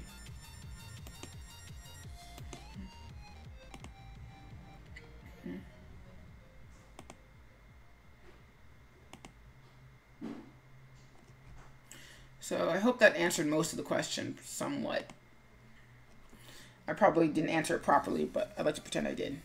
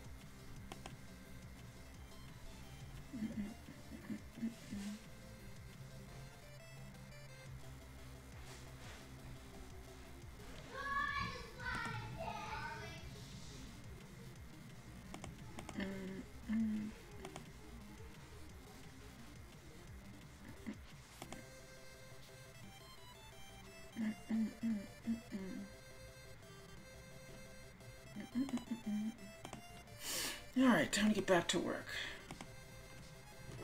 I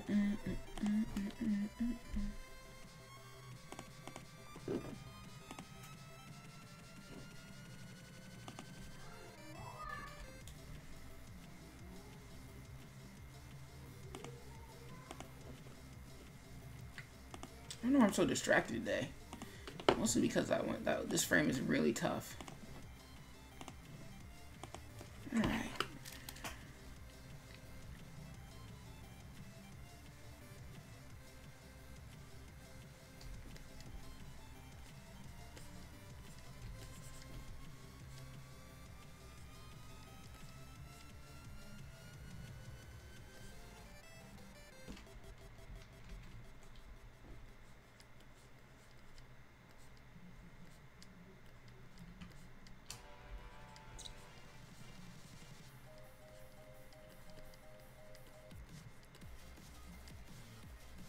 Ooh, DDD's theme. I love that song.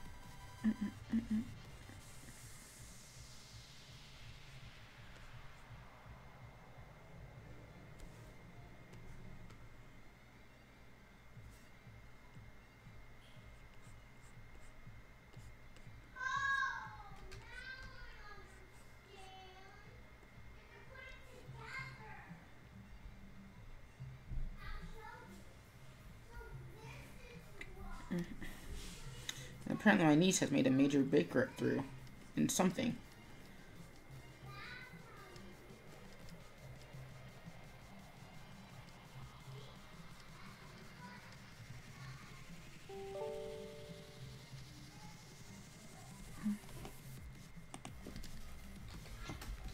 Hola. Hey Drastic, how you doing tonight? Hello. I'm still here. Hello? Can you hear me? Hello? Hello? Okay, so I'm not muted. You're here. I can hear you, but you can't hear me. And that says, according to the skip stream, I'm not making any noise. Hold on, let me disconnect real quick. And I'll reconnect. Hello? Whoa, what up, man? Sorry about that. For some reason, like, there was no audio coming through on my end on the skip stream. Which is weird because, like, I was very audible on my chat, but, like, nobody, I mean, like, I guess, people could hear me on my stream, but, not on the, apparently not on the Discord, so that's weird.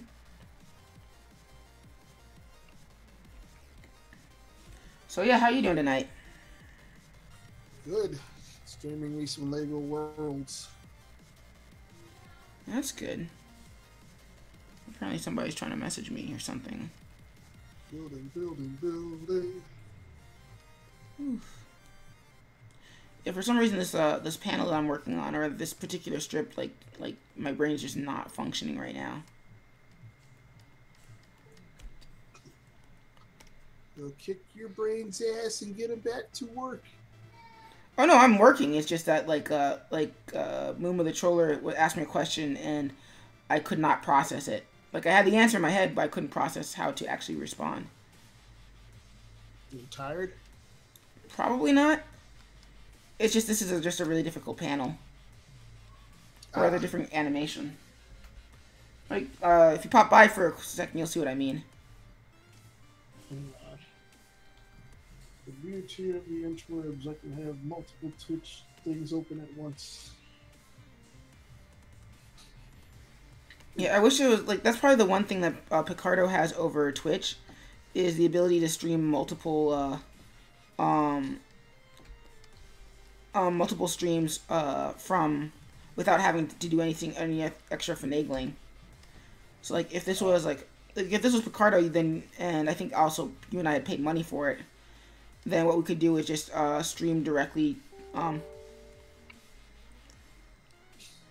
I'm sorry, I lost track of my words, but like we would be able to stream at the same time and have everybody be able to watch our particular streams from the same window, as opposed to like, oh, I'm gonna bounce between Drastic and Skipper.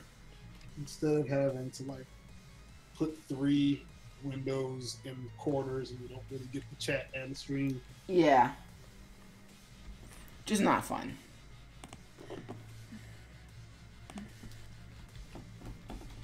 Oh, Jenna's hosting. I was checking to see if she was on, so I thought she was going to stream tonight. Well, apparently she's with her hubby. Hamilton's writes, "Hey, sup, Skipper? Welcome, Hamiltons. Welcome to the Skip stream. How are you doing tonight?"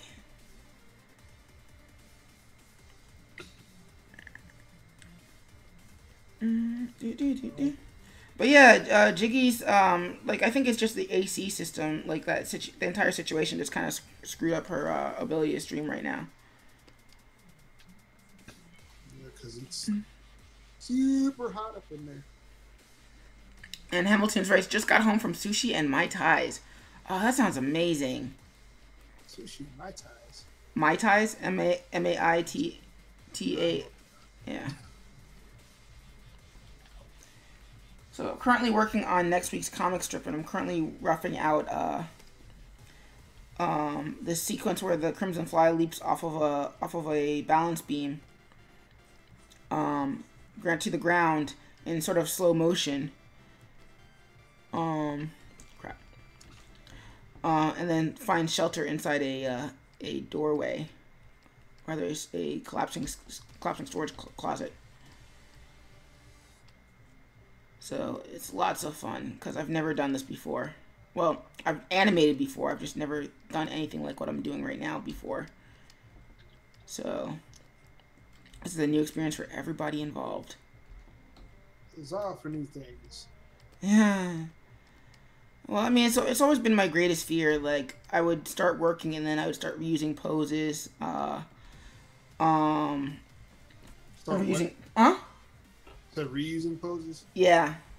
Like some webcomics that I follow and I kind of stop following, either the plot lines recycle and nothing really ever changes, or they reuse artwork and poses and stuff, and it just feels so similar to what's come before that I just don't care to follow it anymore. So I'm always trying to see if I can stay on top of that and not like botch that. So boop, ooh, swings around. Cool. So now let's go back in and do some timing adjustment. I've been working on my comic all day. So I'm glad that I've designated a day for streaming, which I need to do Cool. more art and less games on that stream. Mm-hmm. And I was going to just have everybody want to get on at 9 o'clock. I was like, all right, well, I can do that today. I've been working on this thing all day.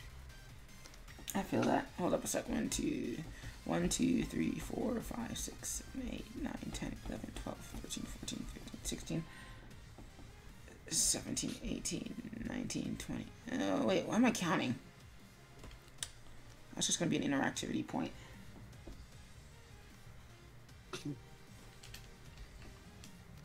I had realized, a sobering realization that I stopped letting myself relax like ever. I was legitimately, since I'm not working right now because it's the summertime, I've been literally like getting up, working on my comic all day, and then just kind of going to sleep when it's all over. I feel like I haven't done much in the day, and I've done a lot because I spent the whole day working. I don't know. It's because like for me, like I can't schedule like relaxation points. I have to actually stop. Like I have to be in the mood to be burnt out or tired to stop. Like I think the only time I've really done that is just for the stream, because like I've had a few burnout moments at inopportune times.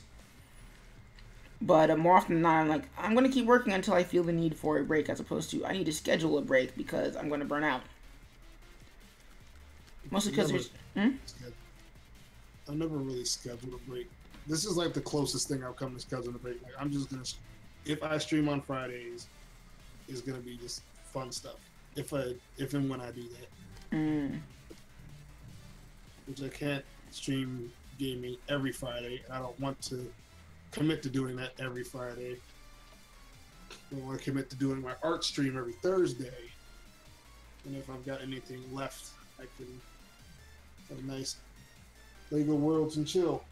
So out of curiosity then, so why game stream then? It's a way to unwind. And there's no. I mean, I get the reason to play the game. I'm saying why stream it? It's cross promotional appeal. Like I had somebody who was watching my Lego World stream from last week asked me like, "Oh, well, like you're an artist too?" Like, yeah, here's my stuff. And this guy wants a commission. Like, he was just watching me. Oh, that's nice. Because like that's another reason why like we got involved in Let's Play thing. It's like our audience. This is meant for many of them a part of their entertainment diet. And I've said like from jump, like when I found out about Let's Plays, I'm like, this doesn't make sense. Why want somebody else to watch somebody else do the game thing, something that you can do yourself? Yeah. And then like I started watching more of it, like, oh, it's purely an entertainment thing. They're videos that like I've watched Let's Players play. It's because like they were funny or the video was funny. Like music Overwatch videos. Like I'm not watching for like tips, strats upon strats. I'm watching because funny Australian dude comes up with some pretty hilarious videos. No, I mean, and I get that. Like, I get why streams exist, game streams exist, but and I also get why cross promotion. But it's, I don't know. I feel like that's something that if I was gonna do it for cross promotion, then I'd set up a schedule where people can know that I will be there, as opposed to, well, I'm gonna stream whenever I feel like it.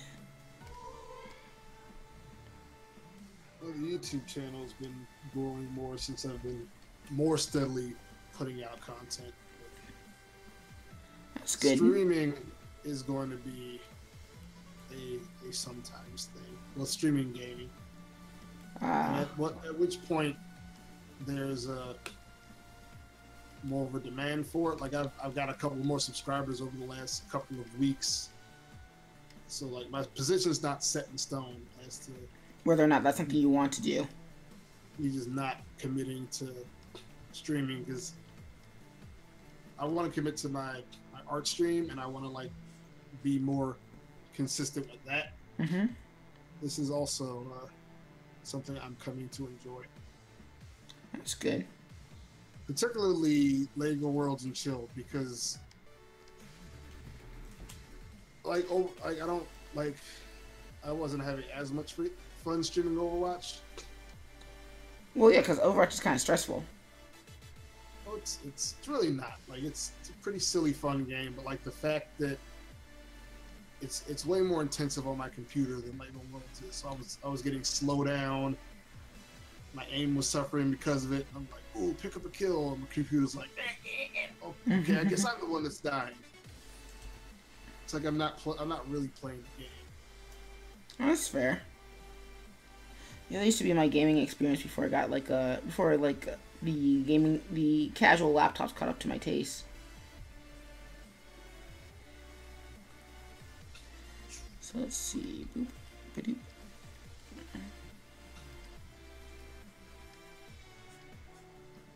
Because if I could actually get my computer to do do gaming streams, that might be something I'm thinking I might want to do. Like stream Sonic Lost Worlds, stream Sonic Generations, etc. There's just too many frames in this. Truthfully, the games that I'm the most interested in streaming are games that I can show my creative ability.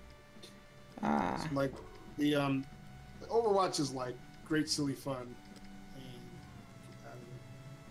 and the Lego Worlds, I'm like I'm being creative here, I'm making things, I'm having a good time. building this out there in the middle of the ocean. Well, not in the middle. It's fun. A lot of the games I pick up on Steam are kind of like themed around creating things or creating content. Mm-hmm. The Brick Rigs. It's a non-licensed. It's a Lego game, but it's not Lego.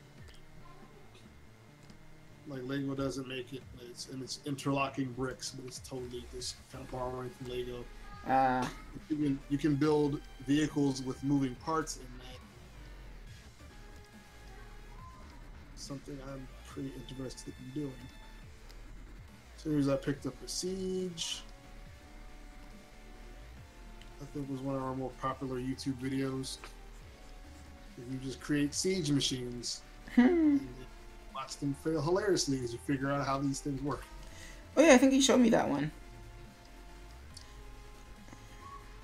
My buddy Elliot built this gigantic monstrosity made out of wood, metal, and every cannon available. And he just called it America. That is how our war machine works. Intimidating, but America couldn't do a damn thing.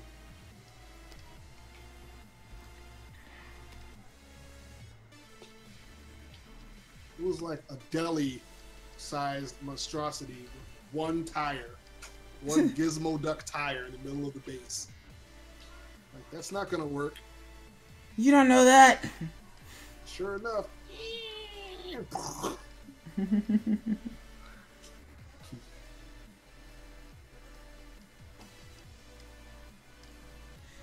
Yeah, this is gonna be a pain in the butt. I'm probably gonna be working on this even on Sunday evening.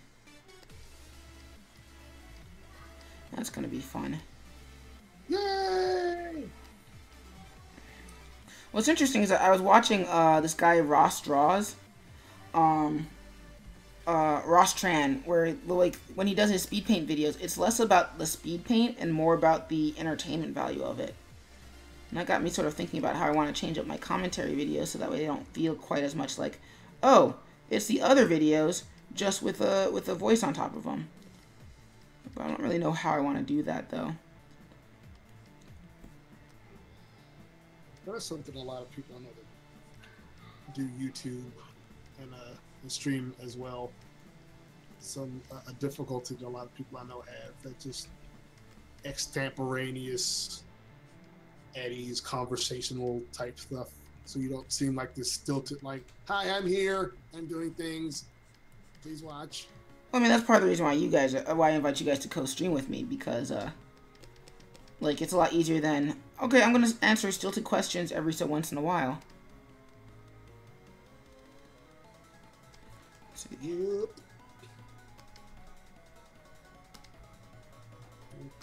But went a big way into kind of not having to worry about that as much when we started the channel. That's too small. So. Is that I started it with a good buddy of mine, so like chemistry was just already there. Everything's off the cuff, nothing's planned. And the people that do watch the channel, we don't have 1 million subscribers, but a good amount for a tiny channel. But they like our back and forth. Because it's like, oh, it's like effortless. Like, well, that's because it is. You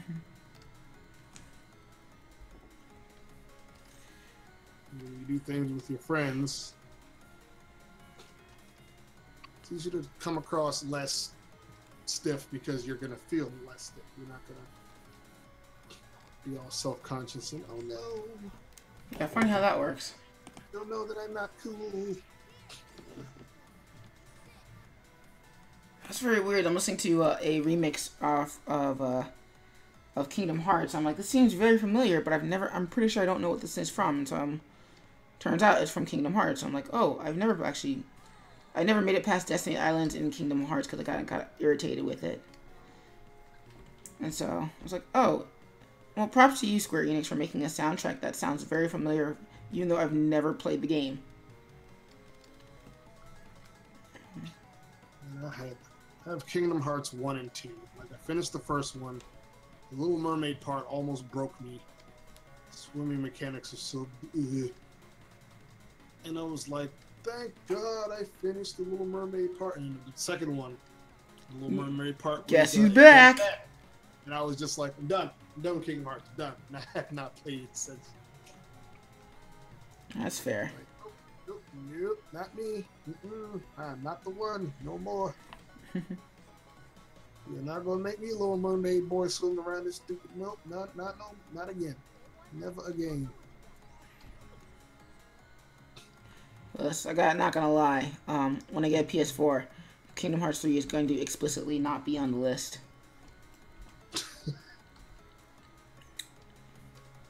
I mean, it's one of those things where it's like I feel like there's a window for as much hype that you can drum up for anything, for any given product. It's like after that window is closed, you either need to shut the book on it, or wait until somebody comes around who is properly equipped to remake it for you. But I don't think like it's like how they say there's no such thing as a bad idea, only poor executions. Well, I don't know about that. well, there's tons of bad ideas, but you know what I mean. Like for the sake of the creative arts.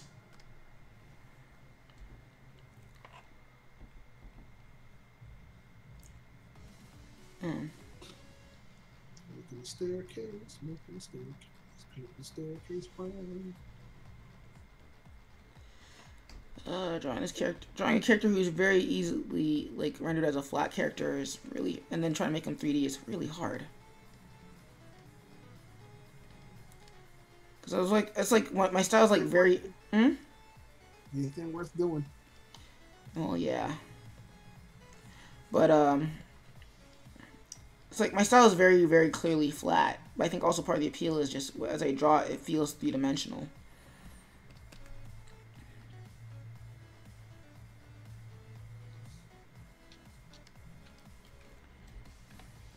So it's like, okay, well, how do I take this 2D thing and make it feel 3D?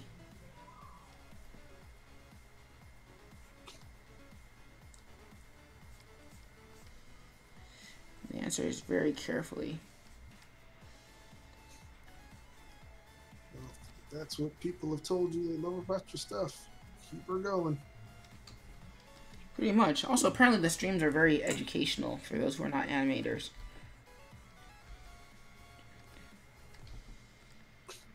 Which I chalk up to my love of talking. You've been doing it for quite some time. What, the streaming or the animating? The animating. Like that knowledgeable POV is going to just be, to anyone who's just not, hasn't animated anything ever, it's going to be like, wow, I'm learning so many things about animation.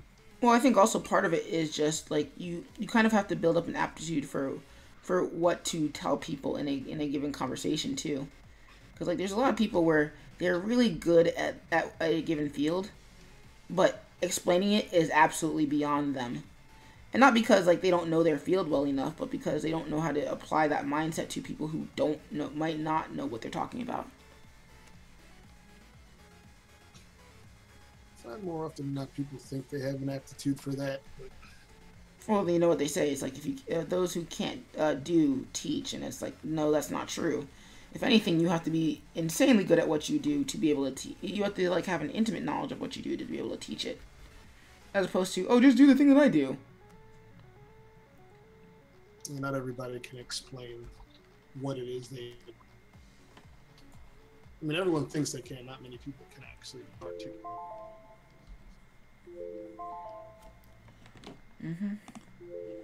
Alright, let me hit stop recording, set the break timer on. We're this thing trying to teach kids all the time. Like a handful of friends I know, like they've tried something, like I can't get these kids to listen to me. Like, well, you weren't meant to teach. Like, you might know your math inside and out, but you're not built to teach it to kids. You don't know how to teach. You don't know how to impart the knowledge that someone else has given to you.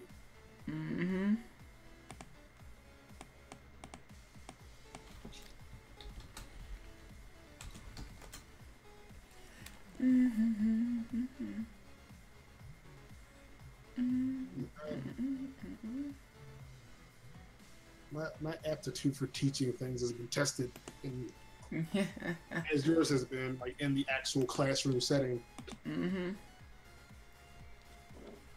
It's like I never thought to ask that question, or they never thought to ask that. I was like, not so much, but it's like, oh, somebody, nobody's ever thought to ask that question before. It's like, well, how do I come up with an answer for that? Which was always fun. With the younger kids, the major thing is making it feel like it's applicable to life. Because if you teach them the multiplication tables like over and over and over and over, if they don't see any value in it, they're not going to retain it as much.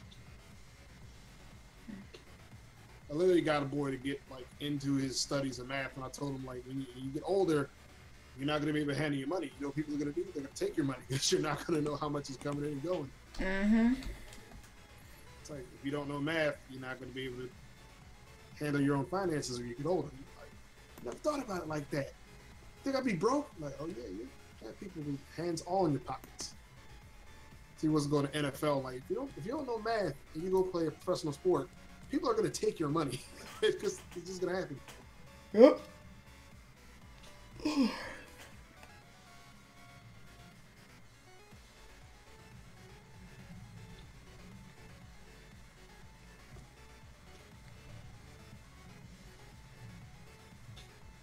Telescope in this room.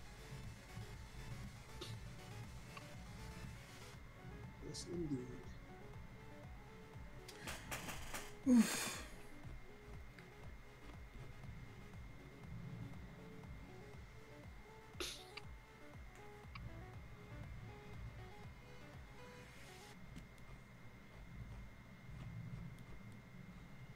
have no idea where I put any of this stuff.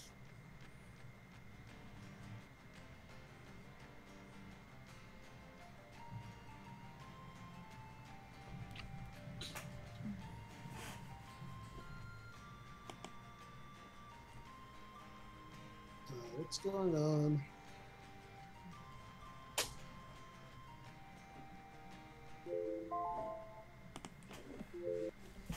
Experiencing some slowdown there.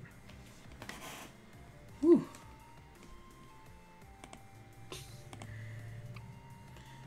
All right, where were we? So did some more work on live video. Yay! Fun times. What the hell is this? What'd you do? This item is called Dance Pad. And I think it might light up when I stand on it, but I can't tell yet. Let's see.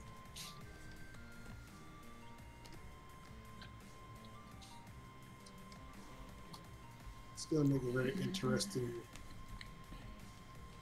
solo vid whenever I get some more stuff built. Oh yeah, that that reality TV thing that you said you wanted to do, right? And it's gonna be an MTV Cribs type situation. Oh, then you just press E on it and you dance on the pad. That's cute, I guess. Yeah, that's pretty cute. Like, I put like 9 of them down because I thought they were gonna like individually light up when I stepped on them. And your poor Lego man's like, why do I keep dancing? I can't stop. I got the music in me.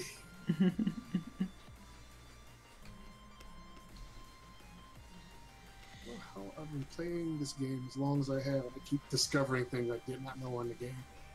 Well, welcome to the life of any creative. Let's say I play games so much and I really don't. Well, the conventions don't really. It feels like I did. Well, the conventions don't change as much as they used to, and also as an adult, your time is so harshly split that it feels like you're super busy, but then when you take a stock, it feels like you're not, and it's kind of hard to reconcile the two. No, what it is I spend so much time doing productive things in the course of the day, and it's hours and hours and hours and hours. So playing an hour of a video game feels a lot longer than it actually is. I guess. Well, that might. That's. I guess that's for you then, because like usually for me it feels exactly as short as it actually is. You know, I've been playing since a little bit after 8. It's an hour and 40 minutes, and it doesn't feel like I've been playing this game that long. Yeah, that's not usually for me. I mean, for Usually that, what happens is I'll feel like I spent 7 years playing a game and it's only been like an hour, just because I spent the entire day doing one other thing.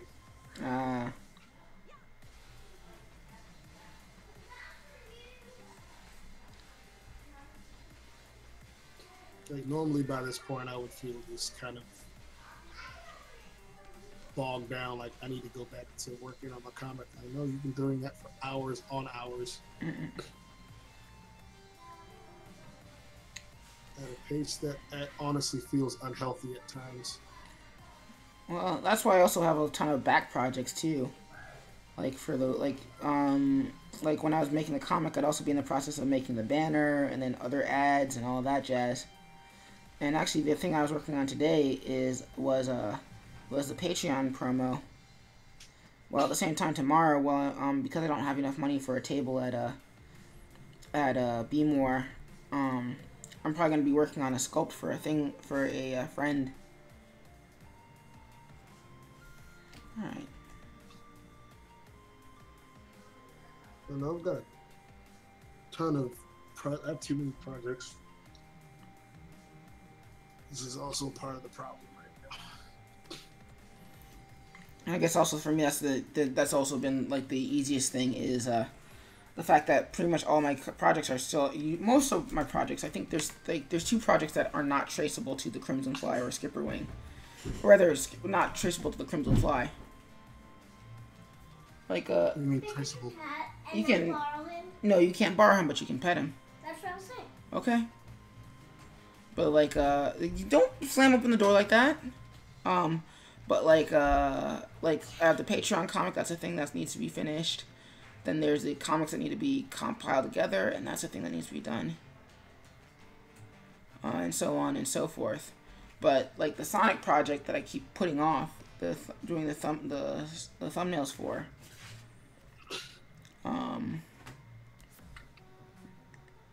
And then there's also the animation. Shoot, hold up. The animation, not animation projects, but the lip sync projects that based off of the 11-second challenge. Those keep getting put off. Charlie, I need to.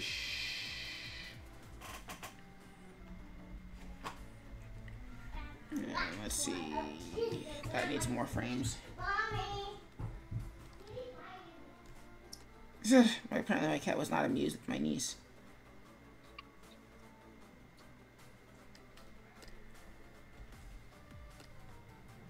Six.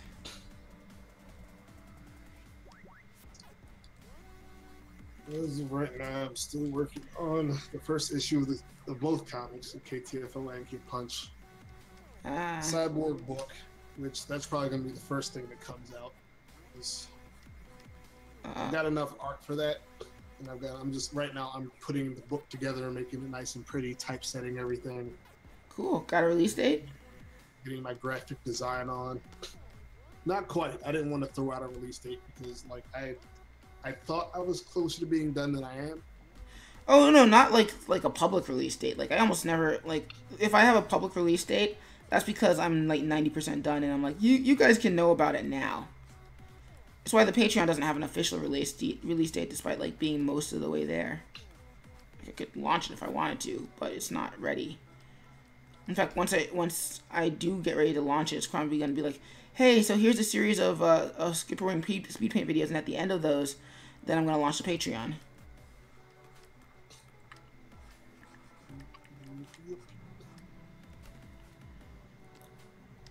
Oh.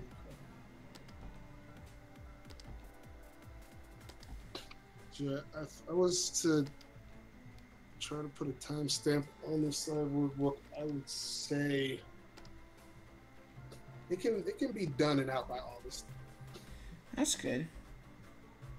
Like, really, the only thing that's stopping me right now is that I want 2 more pieces. Like, I don't really need to do more art, but like for the sake of the book, I need 2 more pieces. Because it's like an illustration / poetry book.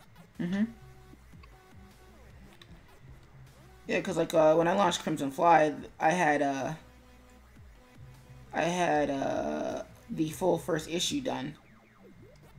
I mean, that buffer died pretty quickly eventually, but like it at least gave me some time, even though I pretty much knew what I wanted to do. Okay, cool. I need to do that. Damn it. Not close to being done the first issue, so that's not a problem. But the illustration book is the thing. Or the first illustration book, so I've got like 4 of them planned. The first one is the closest one to being complete. The other are like 50, 20, 50, 10, and 10%.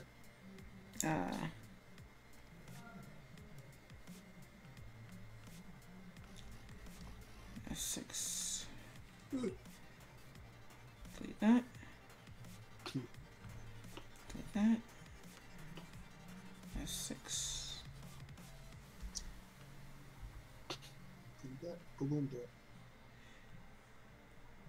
Like, I don't know if, because you were here on Monday and Wednesday, right, with the whole like where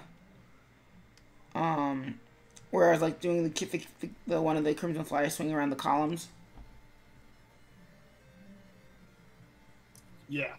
So now I'm animating that, and the idea is that as he's falling, the entire thing is very, very not only is it unstable, but like the entire thing is falling around them. So it's like I have these columns that are also falling. And 6.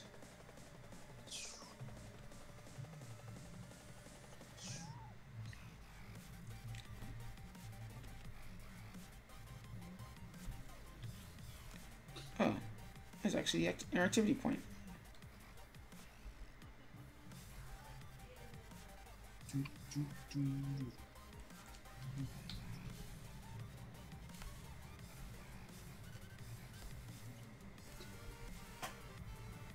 Single frame. This is super relaxing. I said single frame. Oh, right. Welcome, ladies and gentlemen. So. Welcome to the stream. Enjoy your stay. We are building. Made a little observatory level here. A little aquatic base. You can only get into it from the bottom of the submarine. 2, 3, 4, 6. 1, 2, 3, 4. Well, by the by, I'm currently on the Discord with my good buddy SkipperWing. Check out SkipperWing. Let me throw that link. Hey, everybody. Stuff. Let's distribute you guys to layers. Check out Crimson Fly. That. It's a comic book. It's an animated comic. Thank you for the shout out.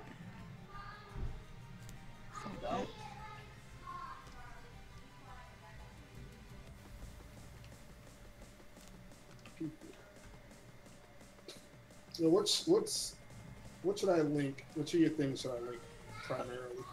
The Crimson Fly comic. www.thecrimsonfly.com.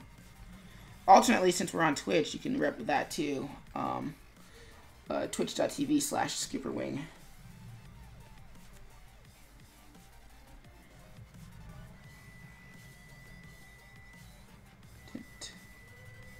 Next. So I love how on Flash, if you're in the properties menu, there's a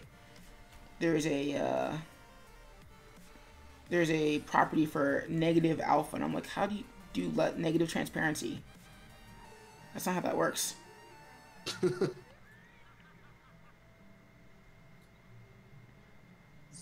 zoom it about.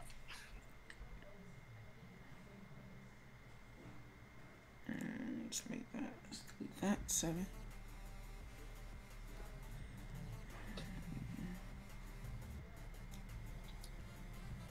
Absolutely. 2. So Drastic, you're a sound producer, right? Like music and all that stuff. How come like most remixes are either like club or dance mixes?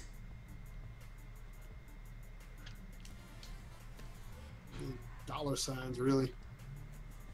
Because I'm listening to this remix from of Shovel Knight. And I'm like, okay, I get that whoever likes it loves like rap beats and that sort of sound. But of like that's like the majority of them, or at least in my experience, it's always been like it's either dance, club, or a rap beat.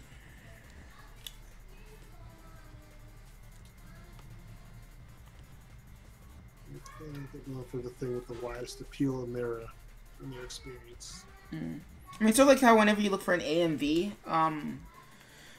for those who don't know, animated music video, like how they all tend to be like some sort of like butt rock or heavy rock or screamo rock, but it's always rock.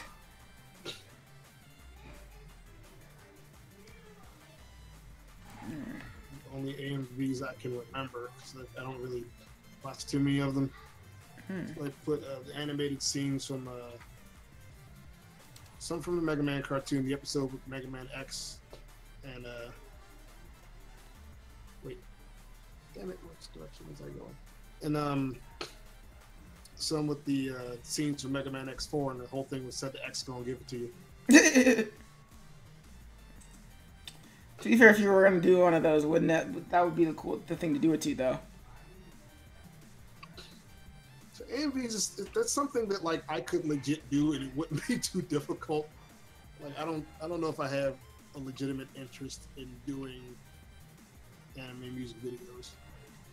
I like them, but I would rather do it for my own content, not do it for the like take somebody else's IP and then do it. Like I'd have to have an insanely good reason to do it. To do that then. What you mean?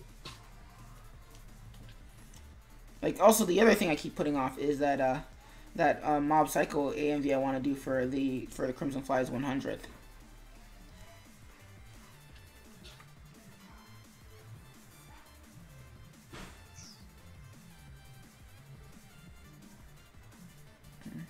In general, music video is not something I can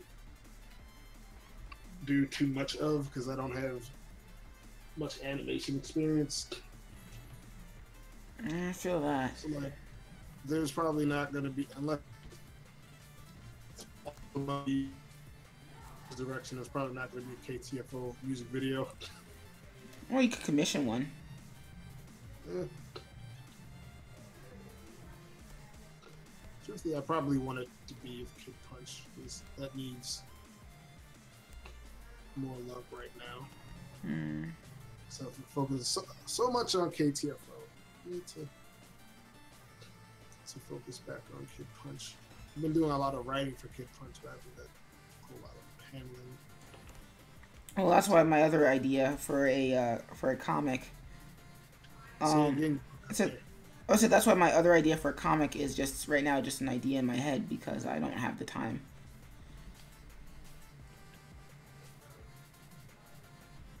Very classic tween.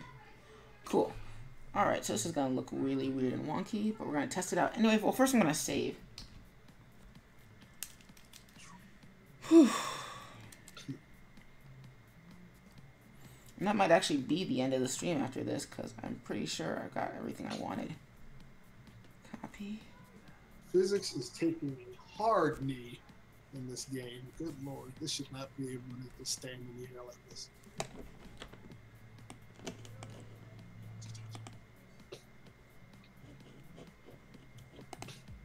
Paste. No, actually, alright, gotta delete been this. doing a lot of writing for Kid Punch recently.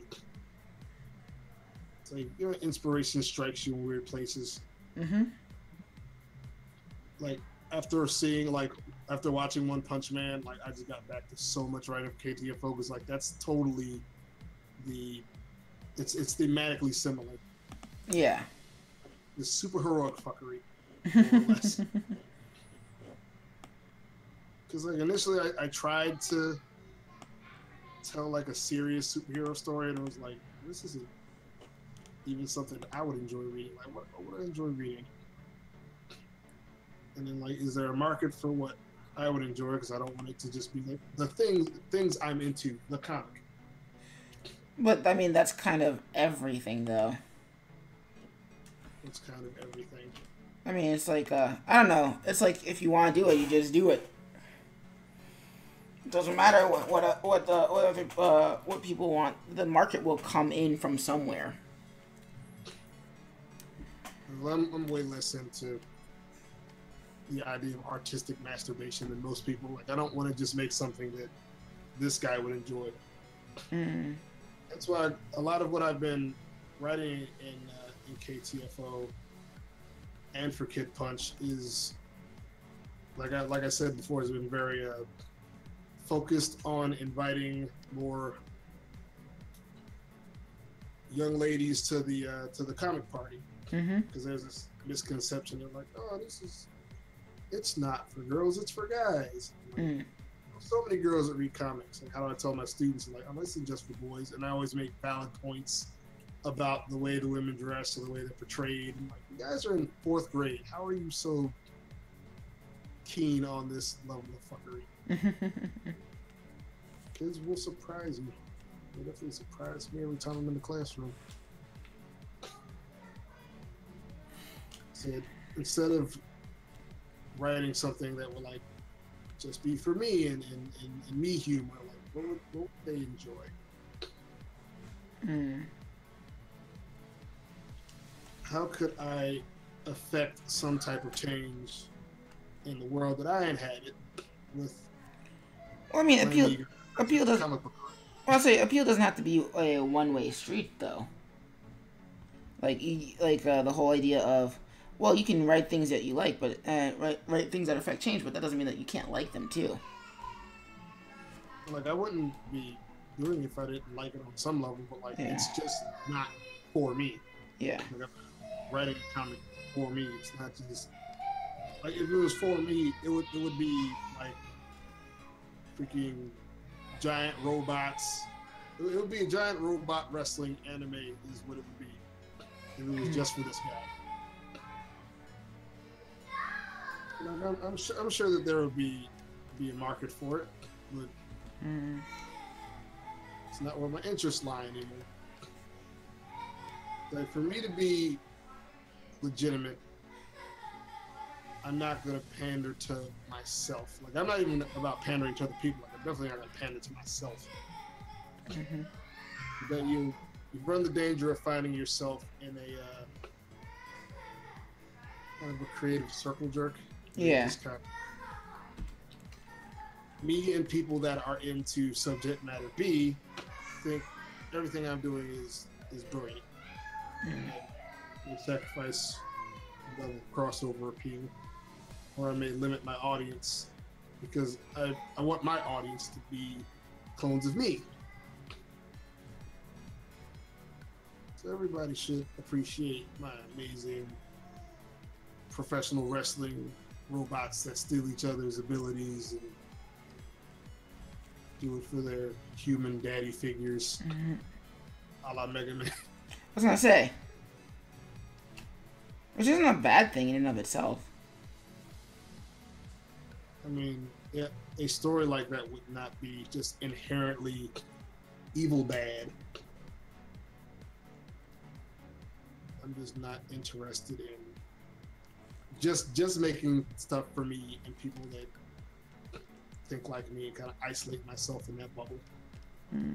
You might not have a choice. There's no. I mean, the bubble's not illegal. A lot of people live in that bubble. Well, I find that either not what I want for myself. I find that either the bubble is either bigger than you thought it was, or it's smaller than you thought it was. Usually not. There's no real happy medium for it. Huh, that's gonna look cool. Actually, so what? Like I found that you like the whole like, oh man, SkipperWing's got a unique style. It's like that cell shaded style. Like if you look in the right spots, there's a lot of that in places. Or the whole Sonic the Hedgehog body proportion aesthetic, or the whole dynamism thing. Yeah, like the way that I mix those elements is unique in and of itself, but it's not as like rare as one might think it would be. But by the flip side, when I go to Baltimore Comic Con, I'm like, I know, I'll sell superhero comics, and then everybody's like, yeah, the whole the superhero thing, we like that. The animated part, we can't deal with that. So it's a smaller window than I thought it would be. I mean, heck, even the people who pop into the stream where they pop in for different things, like it's both more unique than I would hope it would be for in terms of a potential audience, but it's also not as big. It's smaller than I would hope for a potential audience, but it's also not as small as I like to gripe it is on personally. I'm pretty sure that made no sense.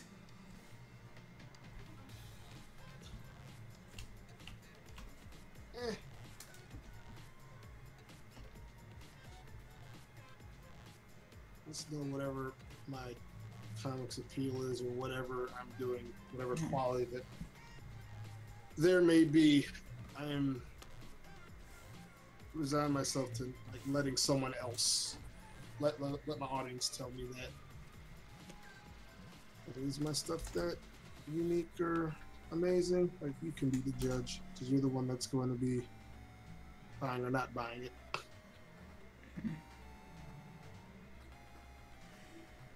Alright, and then last but not least, we need the door, and then that'll be done. Why did I make such a big, ridiculous thing?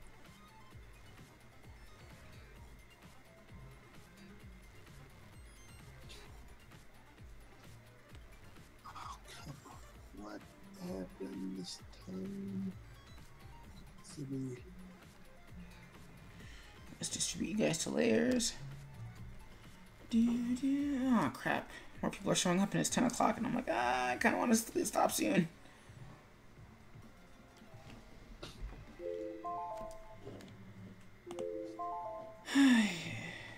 We're going to work past the break for a little bit because I want to just finish this and call it a night. Mostly because I have a presentation I have to make in the morning.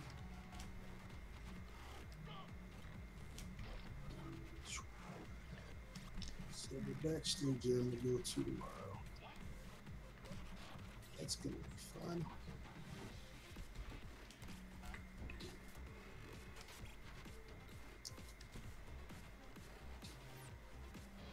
I think I'll do some more work on the assets for the music video too. Cool.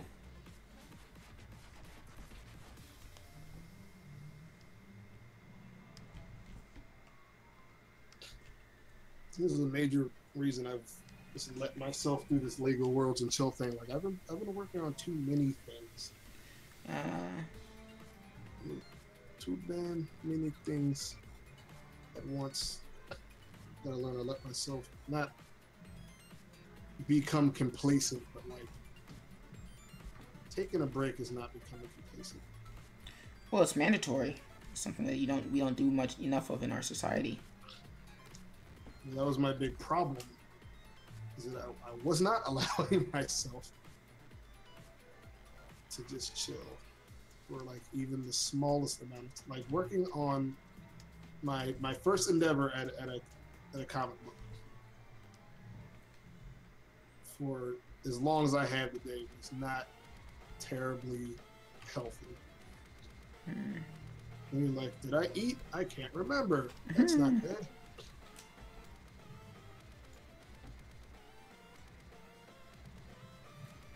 Always remember food. I love food. Cool.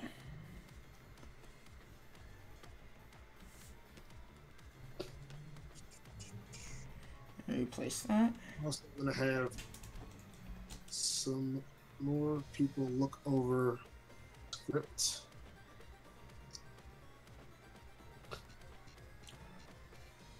Because I am a man riding a female, and I do not want to overstep your boundaries. Not even overstep my boundaries. I don't want to do anything that would be considered problematic. And for me to say just like, well, I would never do that. It's